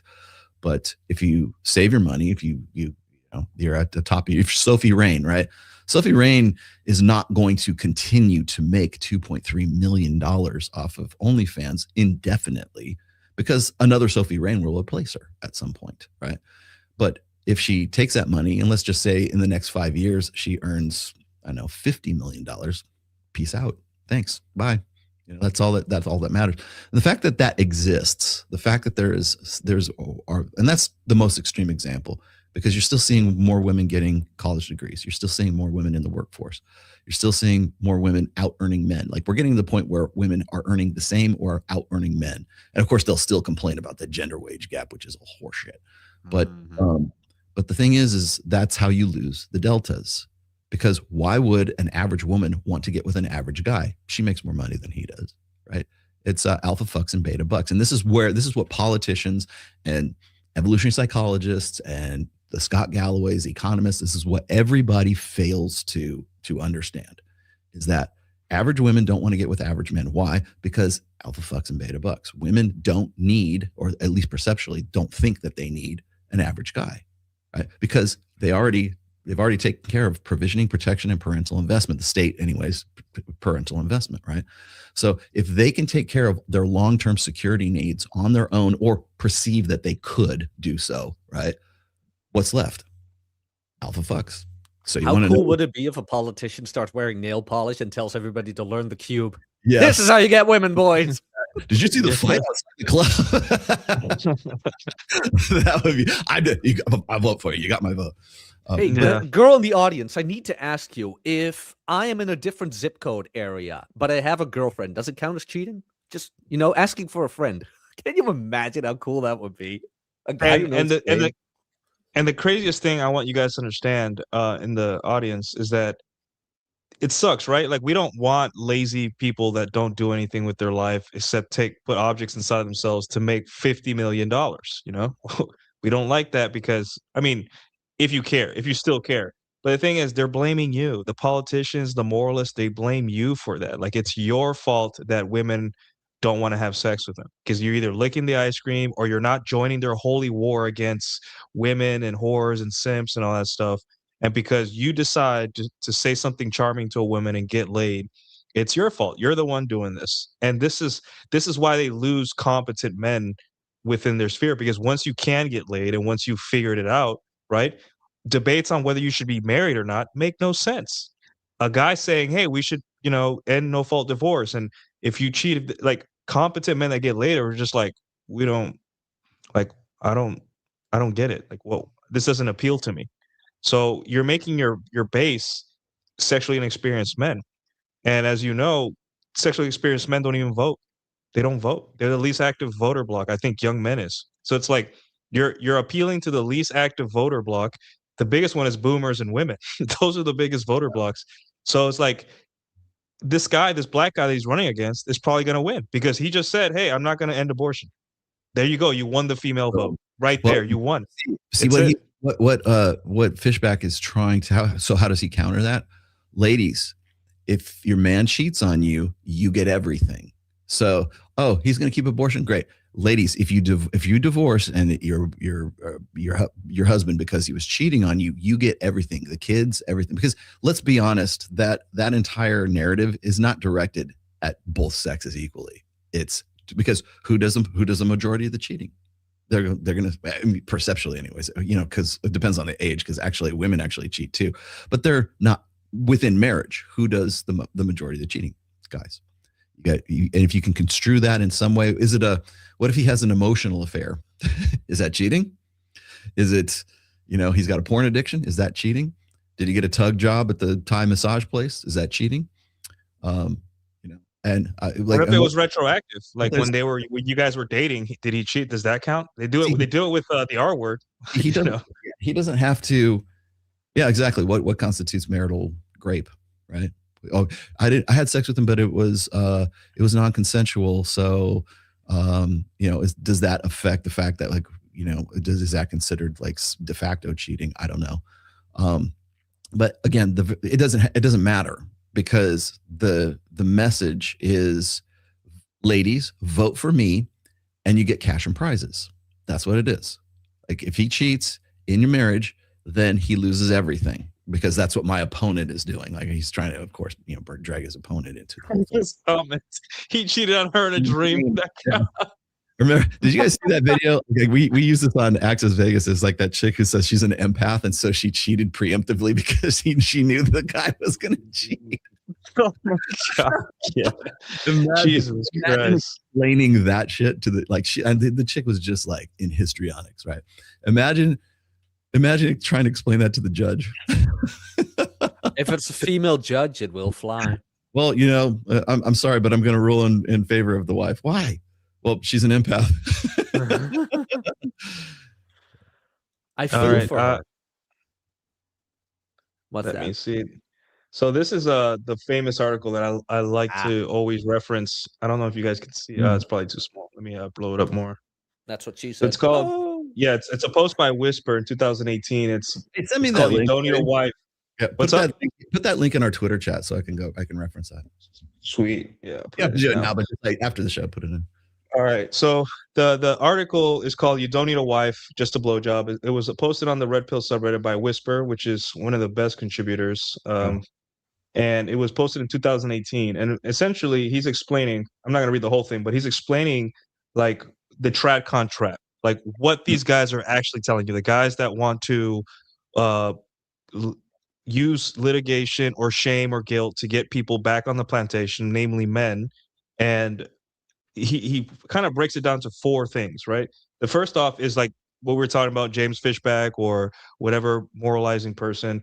Their utopia is not your utopia, right? So in your world, think about it like this. Let's say for a guy that has no options or sucks with women or is just new to the world, is naive about women, is blue-pilled, the fact that a woman cannot cheat on him sounds great. It's like, wow, I have guaranteed sex and love for the rest of my life. But do you want to be with a woman that doesn't want to be with you? Like, for guys that have experienced genuine desire, will you ever settle for anything less than genuine desire? The fact that your woman will crawl through glass just to be with you. Like, once you have that, you will never go back. As a matter of fact, it's like our version of alpha widowing. Once we have a girl that loves us to that level, you can't go back. It's that or nothing, So do you want to be with a woman that you have to legislate her fucking you? You don't want that. And number 2 is they lost the fight. What would you think? What makes you think they'll win the rematch? And this is another thing. Like, the genie's not going back into the bottle. Like women you cannot take away abortion rights from women. You cannot. And if you do, it's going to be blood in the streets. Like, men are going to fight other men in order to retain those rights, right? Tradconism was destroyed by a non-reversible process.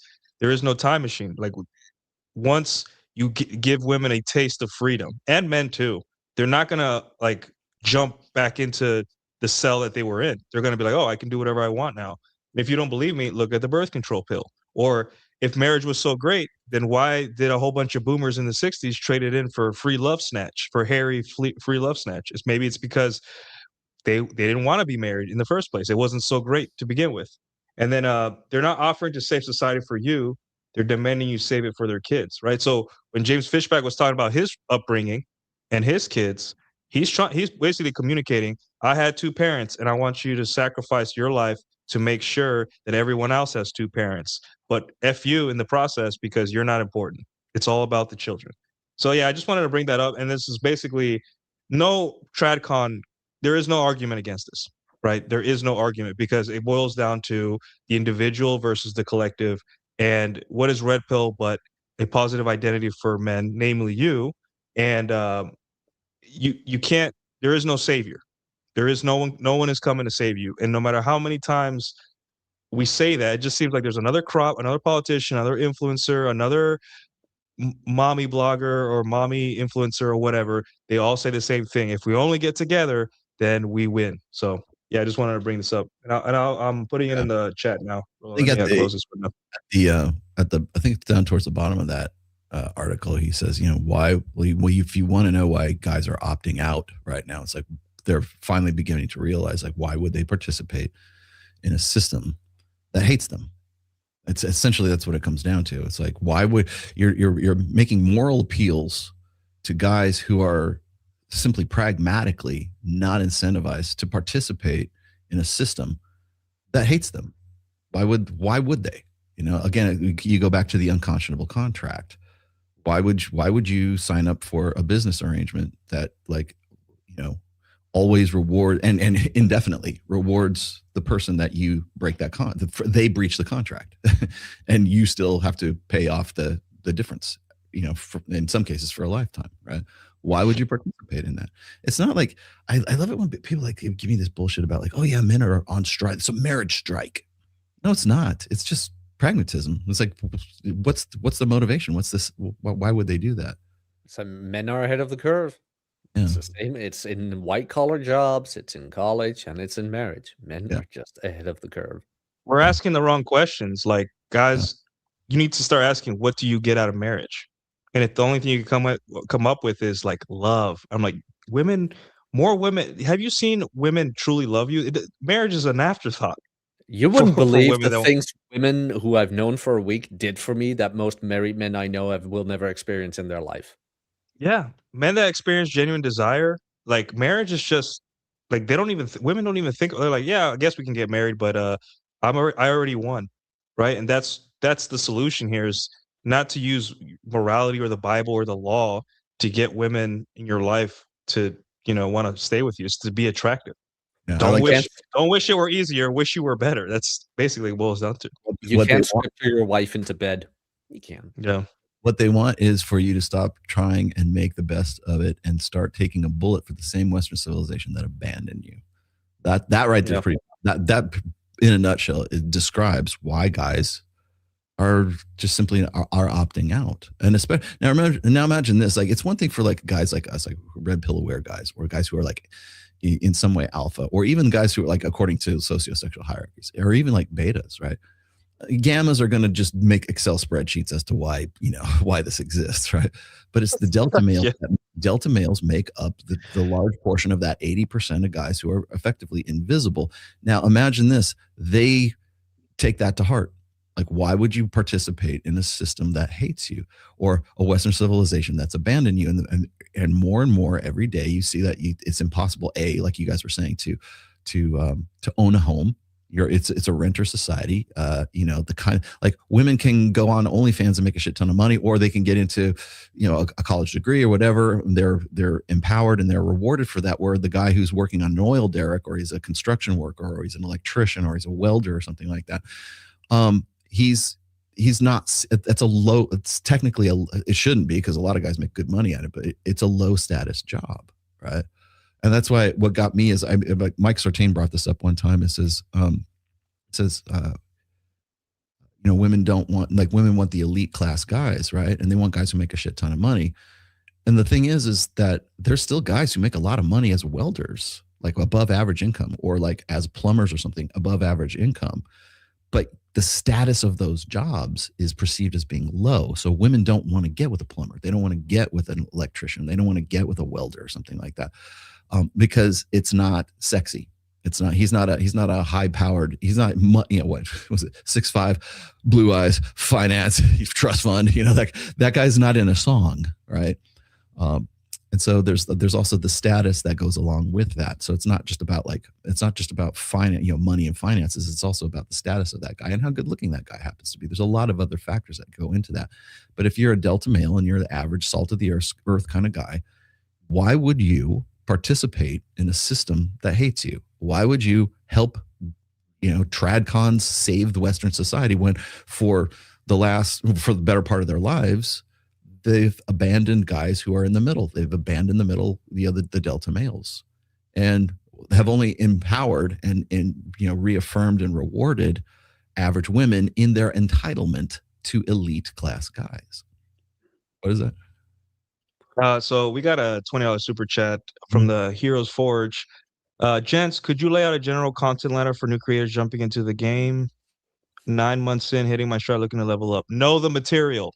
There you go. That's my know your stuff. Read through it, understand it, coalesce it with your own experiences, and for the love of God, stop going after red pill guys. Leave us alone, please. Learn funneling. Learn how to funnel. Oh, and writing will make you organize your thoughts better. So write. Yes. I don't expect to make a lot of money. There you go. Don't quit your day job. Do it for the love of the game. Do it for the love of the game. If you're in this for the right reasons, one of those reasons is not money. I can tell you that right now. If you want to make money, start talking about the Jews. start be as crazy as you possibly can. Like conspiracy theories work, And there goes the monetization. And do debates. Debates pay well. I agree. The thing is I think it really requires a lot of background knowledge and read all the material, and then sort of immerse yourself in all of this. I mean, maybe it's just me, but I still think that there's good to be had from being red pill aware and doing. That's why I wanted to come back to this show, is because I think there needs to be that dialogue and that conversation that is real and grounded. A lot of people think, oh, well, he only does Access Vegas and he jumped the shark, man, because all he does is hang around with hookers and porn stars and everything like that. And it's like, no, how horrible! I still do my show you want the real good material? I'd still do that.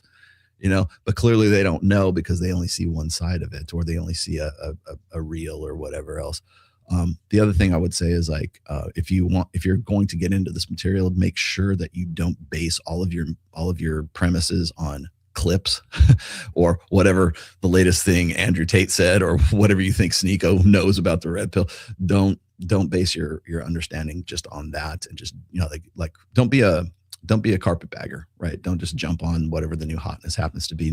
Trend hopper. Yeah. The one thing that drives me you guys already know this, but the one thing that drives me insane is I love it when these guys I don't know much about Rollo Tomasi, but let me for the next 45 minutes tell you what he's all about, right? Or 45 minutes. I don't know this guy, but I got 3 hours to talk about him. This guy actually hit me up in DMs, I think on Instagram or something, and he was like, he's one of these Christian national, I don't want to say nationalists, but one of these Christian semi red pill Christian guys, right? And he's like, one of the things I never hear the red pill talk about, if you start, the phrase, there it is.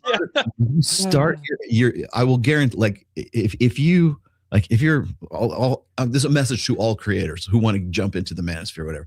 If you're starting your sentence, I don't care whether it's a Substack post or a short or whatever, if you're starting your diatribe with, I've never seen the red pill address X, you're wrong. Like 7 articles, 4 long podcasts. All that says to me is I have not done my homework. I don't know what I'm fucking talking about, because I will guarantee you, if you want to talk about, well, the red pill never talks about this in marriage, or they never talk about that in they never talk about the war brides dynamic. They never talk about the alpha widow. Like, dude, I will show you the chapter in the book, right? They just simply don't know what they're talking about, but they feel the need to prove their quality by saying, I thought of this. How come these guys aren't? No. Like this one guy was talking about how he doesn't hear the red pill talk about biblical polygyny right? Like the real answer to the marriage crisis right now is we need to allow we need Old Testament marriage. we need to allow men to take more than one wife, and if we have, and it's biblical. And let me show you why it's biblical, right? And basically, it was just this follow-on debate that Andrew Wilson's already had with other people right now. But yeah, we've go read religion. Already talked about that in the marriage in religion. Have you ever implemented a rule where if people ask you to collab, that they have to have read at least one of your books? I think it depends on who's wanting to do the collab, right? Because like I was going to do that, I probably still will do that. Sort of, I don't want to call it a debate because it won't be a debate. I just want to do that discussion with Tim Gordon because I liked him well enough, and I think a lot of people would get a lot out of the conversation. But if you're going to bill it as a debate, I don't really want to do it. But if you're just going to say we're going to have a conversation, we're going to do a discussion. Yeah, I'm here to inform you. I'm here to like clear up what you think. Yeah. Because I'll guarantee you that there will not be a premise. There will not be like any kind of like, it won't be a structured debate whatsoever. If you frame it as a debate, but one of the things I would love to talk to him about is the crossover between sort of, you know, his, I guess he's Catholic, but like whatever the ortho bro take is on the red pill, and just say, look, you know, we've talked about this for forever, and just because you don't know that I've said this in 2012, I can't blame them for that because I've got such a backlog of material. I can't expect everybody to be sort of an expert in my stuff, but at least like make an effort, you know. Like, has he ever like perplexity? Has Rollo Tomasi ever talked about this? Right. It wouldn't take too long to look that up, but nobody wants to do that because again, it doesn't play very well. If people want to hear other like moralistic people shit on the red pill, it behooves you to say the red pill guys never talk about this, and I use this as a selling point for my new book. Or religion or whatever. Like, I love it when like Matt Walsh or one of these really sort of Tradcon guys come and say, I never see these red pill guys in healthy, loving relationships or marriages with kids and you know, stuff like that. I'm like, bitch, I've been married twice as long as you. I'm the author of The Rational Male. Okay. Like clearly you're not doing your homework. Do you ever feel like they purposefully ignore you? Oh yeah. Funny you should say that. Me and Mike were talking about that at the end of the show on Access Vegas on last Wednesday's show. They purposely ignore us, or I know for a fact that like Jay Shetty, he was on with was it Jim Sexton, and Jim Sexton said he was talking about me and Mike, like using our names by name for 15 minutes into like some pre-recorded interview he did with Jay Shetty, and Jay Shetty deliberately deleted out that 15 minutes where he was mentioning our names, and that was directly from James. And so I think that I know for a fact that they are deliberately like trying to ratio us, because Mike puts it this way. Mike says that it's not that they're worried about losing their audience by putting us on there. They're worried that their audience will like us. They're worried that their audience will find something to resonate with what me and Mike talk. Mike was just on. We have it all. We have it all. We have wives, but we're also having fun. Well, that's why you can have it all. Well, you know, that's why I'll never I wouldn't go on with Matt anyways, because he won't do a live stream. But I'll never get any traction with Mike, or excuse me, with Matt Walsh or Michael Knowles, or certainly not Chris Williamson or anything. Chris Williamson knows my name. Trust me. There's enough people that say that. Or Trigonometry. Those guys from Trigonometry. I love it. Trigonometry puts out this tweet like about a month ago. And they go, okay, guys, what people would you like to see on the show? That we all said Rollo Tomasi, and it, like we got like 1,000 likes on that. Like just this week. Oh, it's another interview with Scott Galloway again. Yeah, because we haven't heard him enough. Let me get this super chat real quick for the Canadian 10 stripper. A small incentive for the best Dominican export since rum. Cheers, boys. Yeah, we have good cigars too. So just saying. And speaking of being mentioned, I read Helen Smith's new book that came out this month. Rollo's quoted and mentioned like 4 times. Oh, there you go. You're finally, after 20 years. Helen Smith's new book came out this month. Rollo's quoted and mentioned like 4 times in her new book. Really? Yeah. She also interviewed Cappy. What? Huh? Helen Smith. Okay, I thought you were talking about Andrew. Look at that. Yeah, There he Smith's book. Yeah, There he is. is that's yours or that? That's mine. Okay, well, I That's Jack's. expect nothing less, Jack. But Hey, credit where credit is due, sir. Yeah, Credit well, where credit is due. great. I'm glad Helen's. It's funny, like when you look at because I know who Helen Smith is. She put out what Men on Strike like on the same year, like in 2013, that I put the first book out. And so I knew we had some common ground right there. But like I thought you were mentioning Helen Andrews, who's like talking about like how wokeism is like the female psyche kind of thing. I hope Helen Smith gets some traction out of that. That's great. But There, look at this guy. No, who's that guy? The The whole Roar squad. whole roar, yeah, the whole roar Should have just squad. put a T-Rex everybody. emoji. He should have just Yeah. put a T-Rex emoji. Everybody.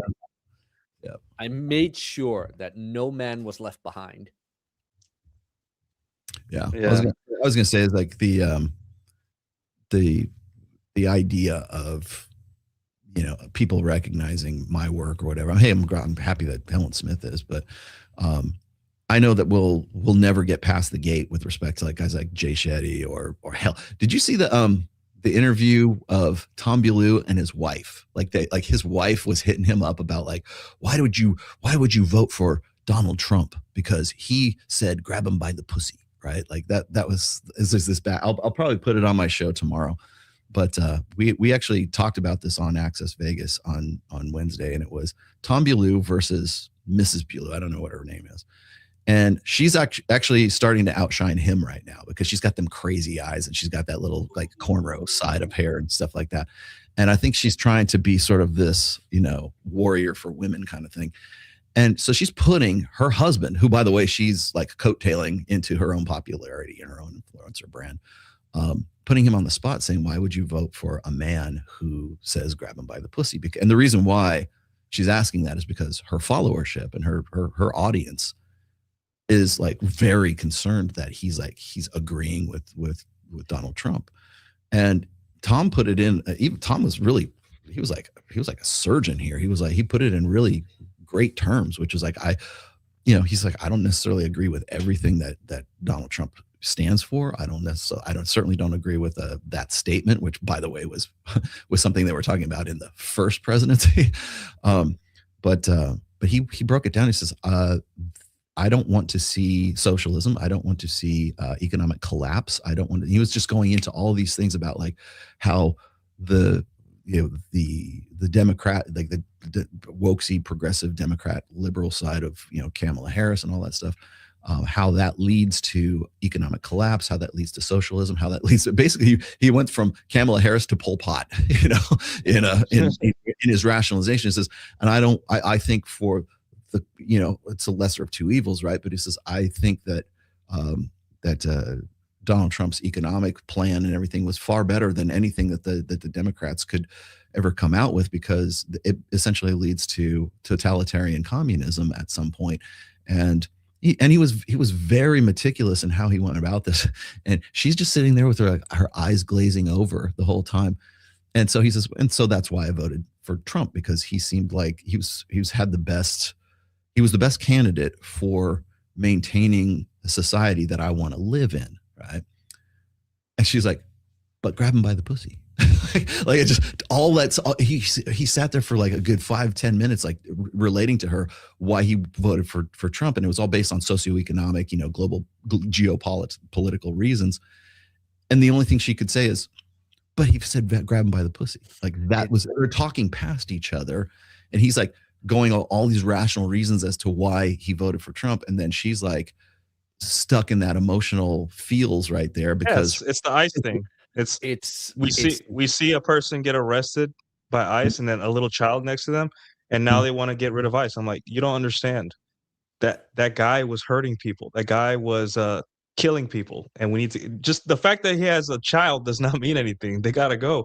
It's but not just about by showing the that little nail. image. Yeah, well, it's not about the nail. Exactly. As soon as women bring anything up, it's not about what they're actually bringing up. She felt bad. It's a perfect example of what I talk about when I talk about how the language of empiricism always sounds like hate to the language of emotionalism. Tom Bilyeu's wife is speaking emotionalism. He's speaking rationalism. That's why they talk past each other. beautiful, perfect example of that. And the thing is the thing that kills me is they're married, and she has to go and do that. But she's publicly is trying to scold him. And in my book, he couldn't be scolded because he had a very well thought out, comprehensive, cohesive argument for why he voted for Trump, in spite of the fact that he doesn't necessarily agree with the statement, grab him by the pussy, right? But all she could think about is that one. Like, that's all her constituents or her followers cared about, and that's all she cares about. And he's like, no, you got to see the forest for the fucking trees. He's speaking empiricism. She's speaking emotionalism. And let me tell you, at the end of that exchange, who do you think won? Because it's a debate, right? She did. Yeah. He couldn't answer the question. No, he did. He just was speaking a different language than you. He wasn't speaking womanese. He was speaking Manglish. Yeah. And that's why all of this, like arguing red pill with women, politics with women, it's not the same arena. And just don't get in there, because it's Same not thing with politics. the same Yeah. arena. Well, I look at it similarly too, because like if you look at the politics, if you look at Fishbeck trying to do, he's making an emotional appeal. If you vote for me, I will make it so that it's a winner takes all divorce thing if infidelity is involved, right? If a man, let's just be honest, if a man cheats, you get all of his shit, not half of his shit, right? That's an emotional. It'll never come to pass, but people go yay because they feel good after he said something like that. Or he'll go on Fresh and Fit and he'll go, why are you OnlyFans girls all whores? And shaking, thumping the Bible and everything. Like he was basically doing the same thing Andrew Wilson does every time he's on whatever podcast. It's just like he's just holding bitches accountable with the Bible in his hand, rather than Myron, trying to with the rational male in his hand, right? Like it's the same thing. It's just it appeals more to the emotional state of guys who are moralistic, because that they're speaking the same language, really. They're making emotional appeals. Like when people have kept asking me like why I like when Andrew Wilson debated CGA right here in Vegas on Sean Kelly's show, right? And they want to say, who do you think won? And I go, well, if the goal was to determine whether marriage is worth it or not in the 21st, in today in 21st century, CGA won within the first 5 to 10 minutes. Because he established his point and there was no counterpoint. It was just like, well, I have a better solution. That's not the operative. That's not what the debate was about. The debate is it worth it in the 21st century? CGA picked up on that and went. And all the rest of the conversation that happened after that was just emotionalism. I have a better solution. Here's why. Religion, God, whatever his rationale was. And I'm not saying that he didn't have some valid points in that, but that wasn't what the debate was really about. It was supposed to be, is it worth it? Is it? No, it's not. CGA made that point. Andrew Wilson could not make that point. He had a lot of solutions, great. But the thing is, people kept saying that Andrew won because he was speaking emotionalism and CGA was speaking empiricism, because he was on the basis of, is it worth it? Empirically, no, it is not worth it. And so emotionally, from a moralistic, because moralism is all rooted in emotionality. Yeah. Anything funny. Moral. He says, in emotion. Somebody said Fishback would be a good Democrat. It would. Yeah. I mean, I just want to. Yeah, he's talking to women and he appealing to women. The thing is that guys say, "Oh well, like I don't want to. I'm a good man. I swear I'm good. I want to vote for him because morality, restore morality within politics in the country." I'm like, good luck with that, bro. Really, that's good luck why. with that. That's why I asked: is this guy a Republican or Democrat? Because he sounded exactly. very much... At this point, you don't know who's who. You have no idea. We don't know.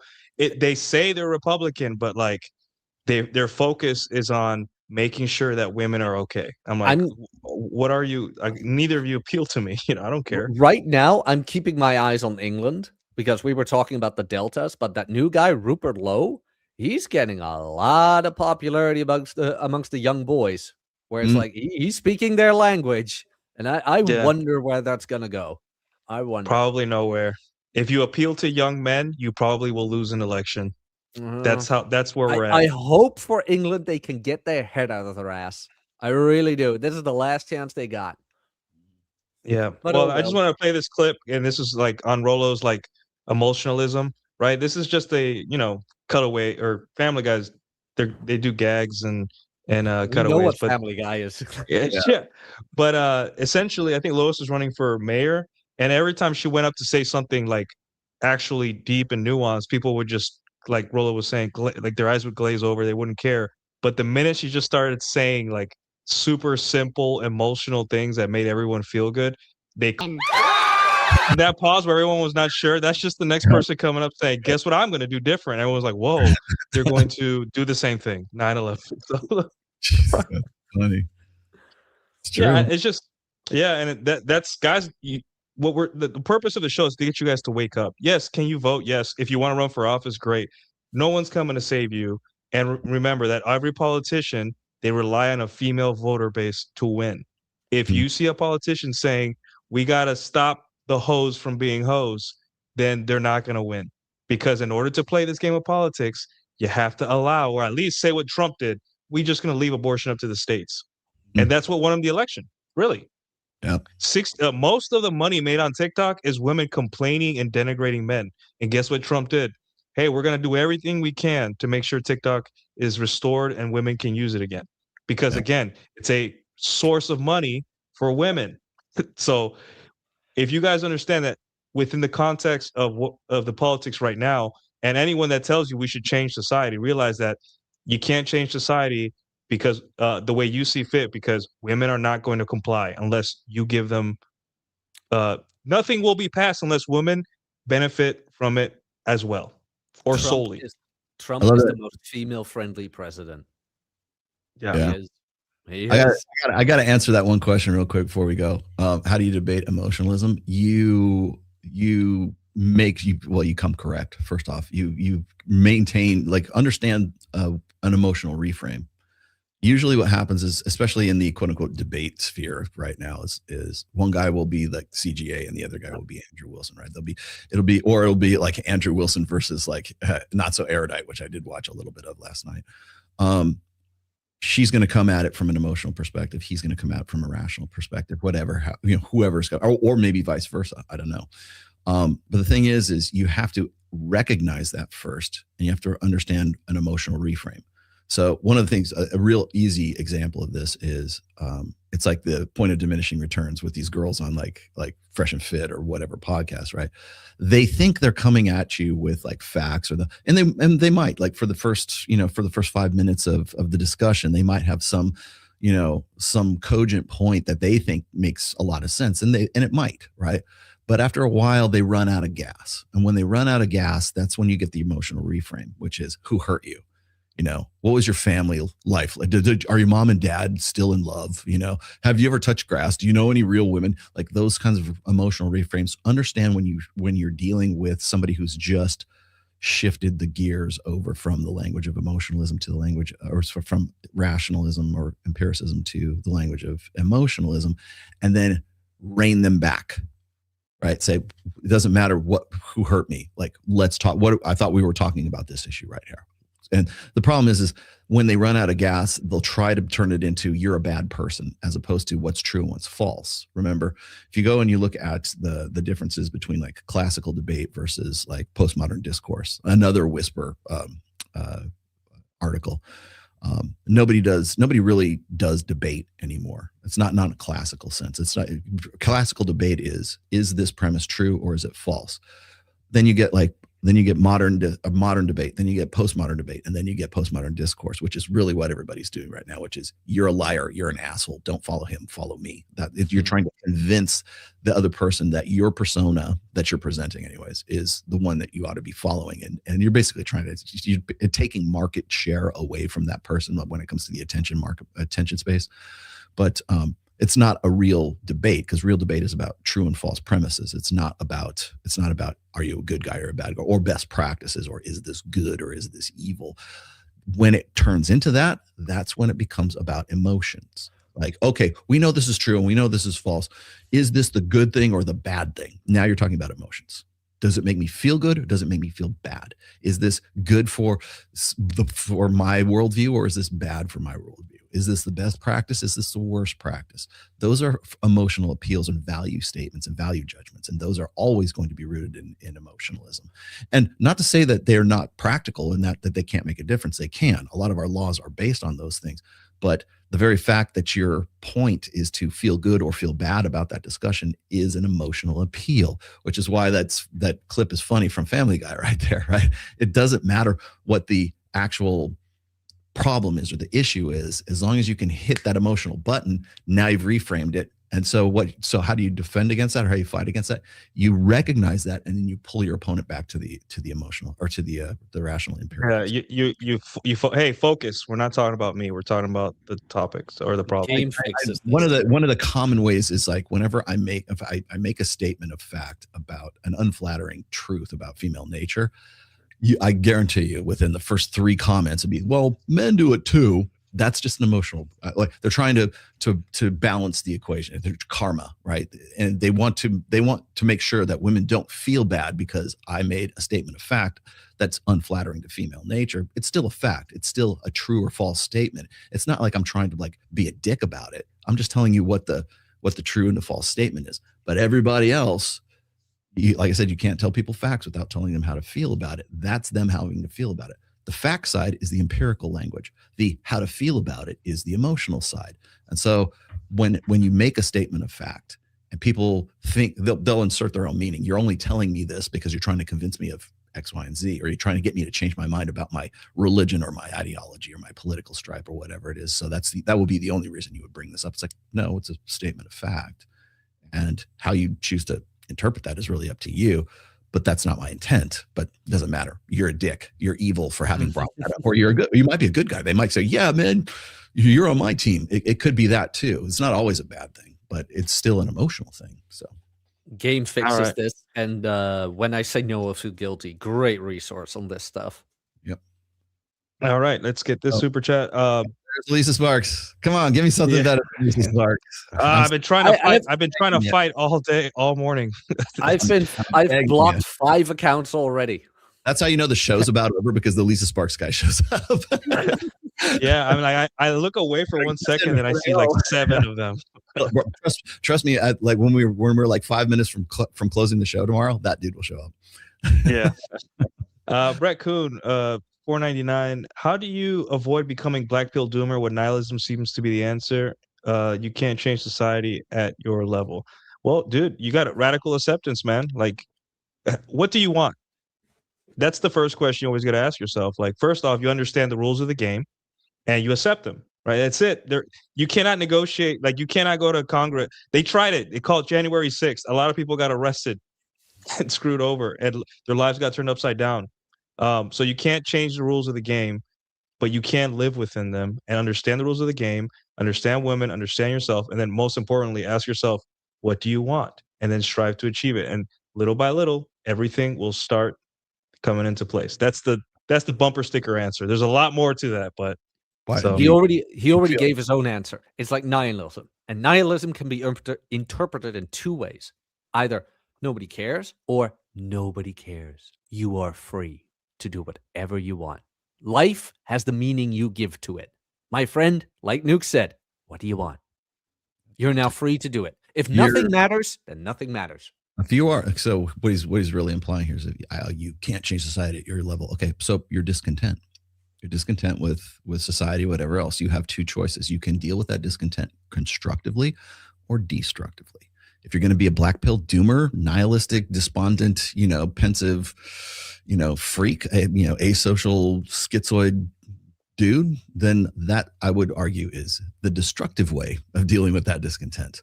The constructive way of that is seeing the forest for the trees and understanding what the game is about and being a better player. You can either try to change the game or you can be a better player of the game. So like I was saying, don't wish it were easy or wish you were better. That's what it comes down to. Doomers wish it was easier. Guys who are players, guys who they wish to be better. That's what it comes down to. So the other thing is, do you want to change society? No. Is it your responsibility to change society? Like, you might want to ask that question before you move on to doomerism. I just want to get out of it when I can. Yeah. Yeah. All right, All guys. right. So Yeah, Rolo's got a jet, guys. But so if you could just plug your stuff, Rolo, and what you're working on, and then we can Yeah, go around the tomorrow. horn. Here's the big announcement. Tomorrow, I will have myself and Jake Monroe is in town. I've been hanging out with Jake Monroe. If you don't know who Jake Monroe is, go look him up. He's the goth guy. He kind of looks like he's like the red pill Marilyn Manson. He's a really cool dude. He came here from Dublin, Ireland. He's in Las Vegas right now. I'm actually going to go hang out with him this afternoon. Yeah. So I'm going to go. We're going to have my show. I'm going to have Jake on. I'm going to have Mike Sartain on, and I might have two of the girls from the show on Access Vegas who still wanted to have this conversation with Jake, and they basically wanted to give us a piece of their mind, right? So I'm all for it, you know, because I would much rather have that conversation and clarify things than you know, have this, you know, facetious back and forth that is supposed to be a debate. It's not going to be a debate at all. It's just going to be like a discussion, but it will be. I will definitely have Mike and Jake on for sure. Possibly Jessica Aaron and this other girl Chloe who was on the show. So assuming they want to show up and they don't have like porn shoots to go to. Yeah. But yeah. So anyways, that's the exciting show tomorrow at 1 p.m. Pacific, 4 p.m. Eastern time. And then of course you can buy my new book Reignite, which is available on Amazon. It will help you sort of take all of this stuff that we've been talking about in this show and all of the stuff I've talked about in most of my books and make it useful to yourself. Like how can you put stuff into practice that can actually, you know, you remember we were just talking a minute ago about like you can wish it were easier, you can wish it were better. This helps you become better and at least points you in the right direction. It makes the red pill, it applies it connects disparate concepts in the red pill, puts them together and sort of points you in the right direction as to how to make it useful to yourself. So that's really what Reignite is about. And of course I have my men's group, which is also called Reignite, where we talk about exactly that and how to rebuild yourself and put yourself back together after being zeroed out, whether that's from divorce or, you know, financially or health-wise or whatever else. So that's really what my group is about. I focus primarily on guys between the ages of 35 and 65. Not to say that Robert Kiyosaki isn't part of it too, because he's like 77. So there's no age limit, but I tend to go for guys who are more in the mature demographic. Mike tends to hit guys who are like in the 18 to 35 demographic. So that's how we kind of cover all our bases. I am affiliated with MOA, although we were not like in partnership, but like we technically are, I guess. But anyways, that's my Reignite group. And I'm going to start doing podcasts with my partner, my business partner, Joe Marin, who is the other guy in Reignite. And we're going to start doing Zoom calls and we're going to start doing podcasts, like, you know, hour-long midweek podcasts where we actually make the red pill useful to guys. And I think that is most definitely something that is not done right now. I mean, we can sit here on Real Zero and talk about stuff and debate shit. That's great, but like, how do you put it into practice? How do you use it, or individually, how do you use it? And that's really what the show is going to be about. So the Reignite podcast is going to be part of my channel, but it'll end up being my midweek show. And also in March, we're going to have a Zoom conference call that's open to anybody who wants to just sort of be a part of that and just sort of check things out. We'll be doing that. It'll be open to anybody. So that's coming up in March as well. And that's all I got. All righty. Well, thanks for stopping by, Rolo. Sure. Jack, anything? What's going on? I know you have your book. Yeah, I've got a shit ton going on. First of all, the link to my channel is now in the chat. I just did a whole breakdown on the Rich Cooper versus Andrew Wilson debate. I did a show on the One Behind Club. Every guy has got a couple of girls he stepped on his own dick with, unfortunately. We all missed out on a couple of them. And this coming Monday is the reaction or the breakdown of Clavicular and Pierce Morgan. So if you're interested in that, that's going to be interesting. That's going to be interesting. Yeah. Hey, the public has spoken. The public has spoken. Apparently, I'm good at reactionary content, so I'll do that for the Monday. But guys, don't worry. I also still go back to basics and the application of Red Pill on the Tuesday show. So the link to my channel is in the chat. And speaking of the basic principles applied, my book on women, 200 pages of condensed red pill lessons, successes, failures, and notes swapped, available on paperback and Kindle, dubbed by Cappy as the introduction to the red pill for Zoomers, which I'm actually pretty proud of. So go check it out. Link is in the chat. And of course, the Substack, jacknapier.substack.com. And that's all my plugging. All right, let's get a super chat before we leave. Alex Patenia with the $10 stream tithe. It was good. Thank you, sir. I appreciate it. Alex is a longtime member of the channel, and he's been with us since the beginning. So thanks, Alex.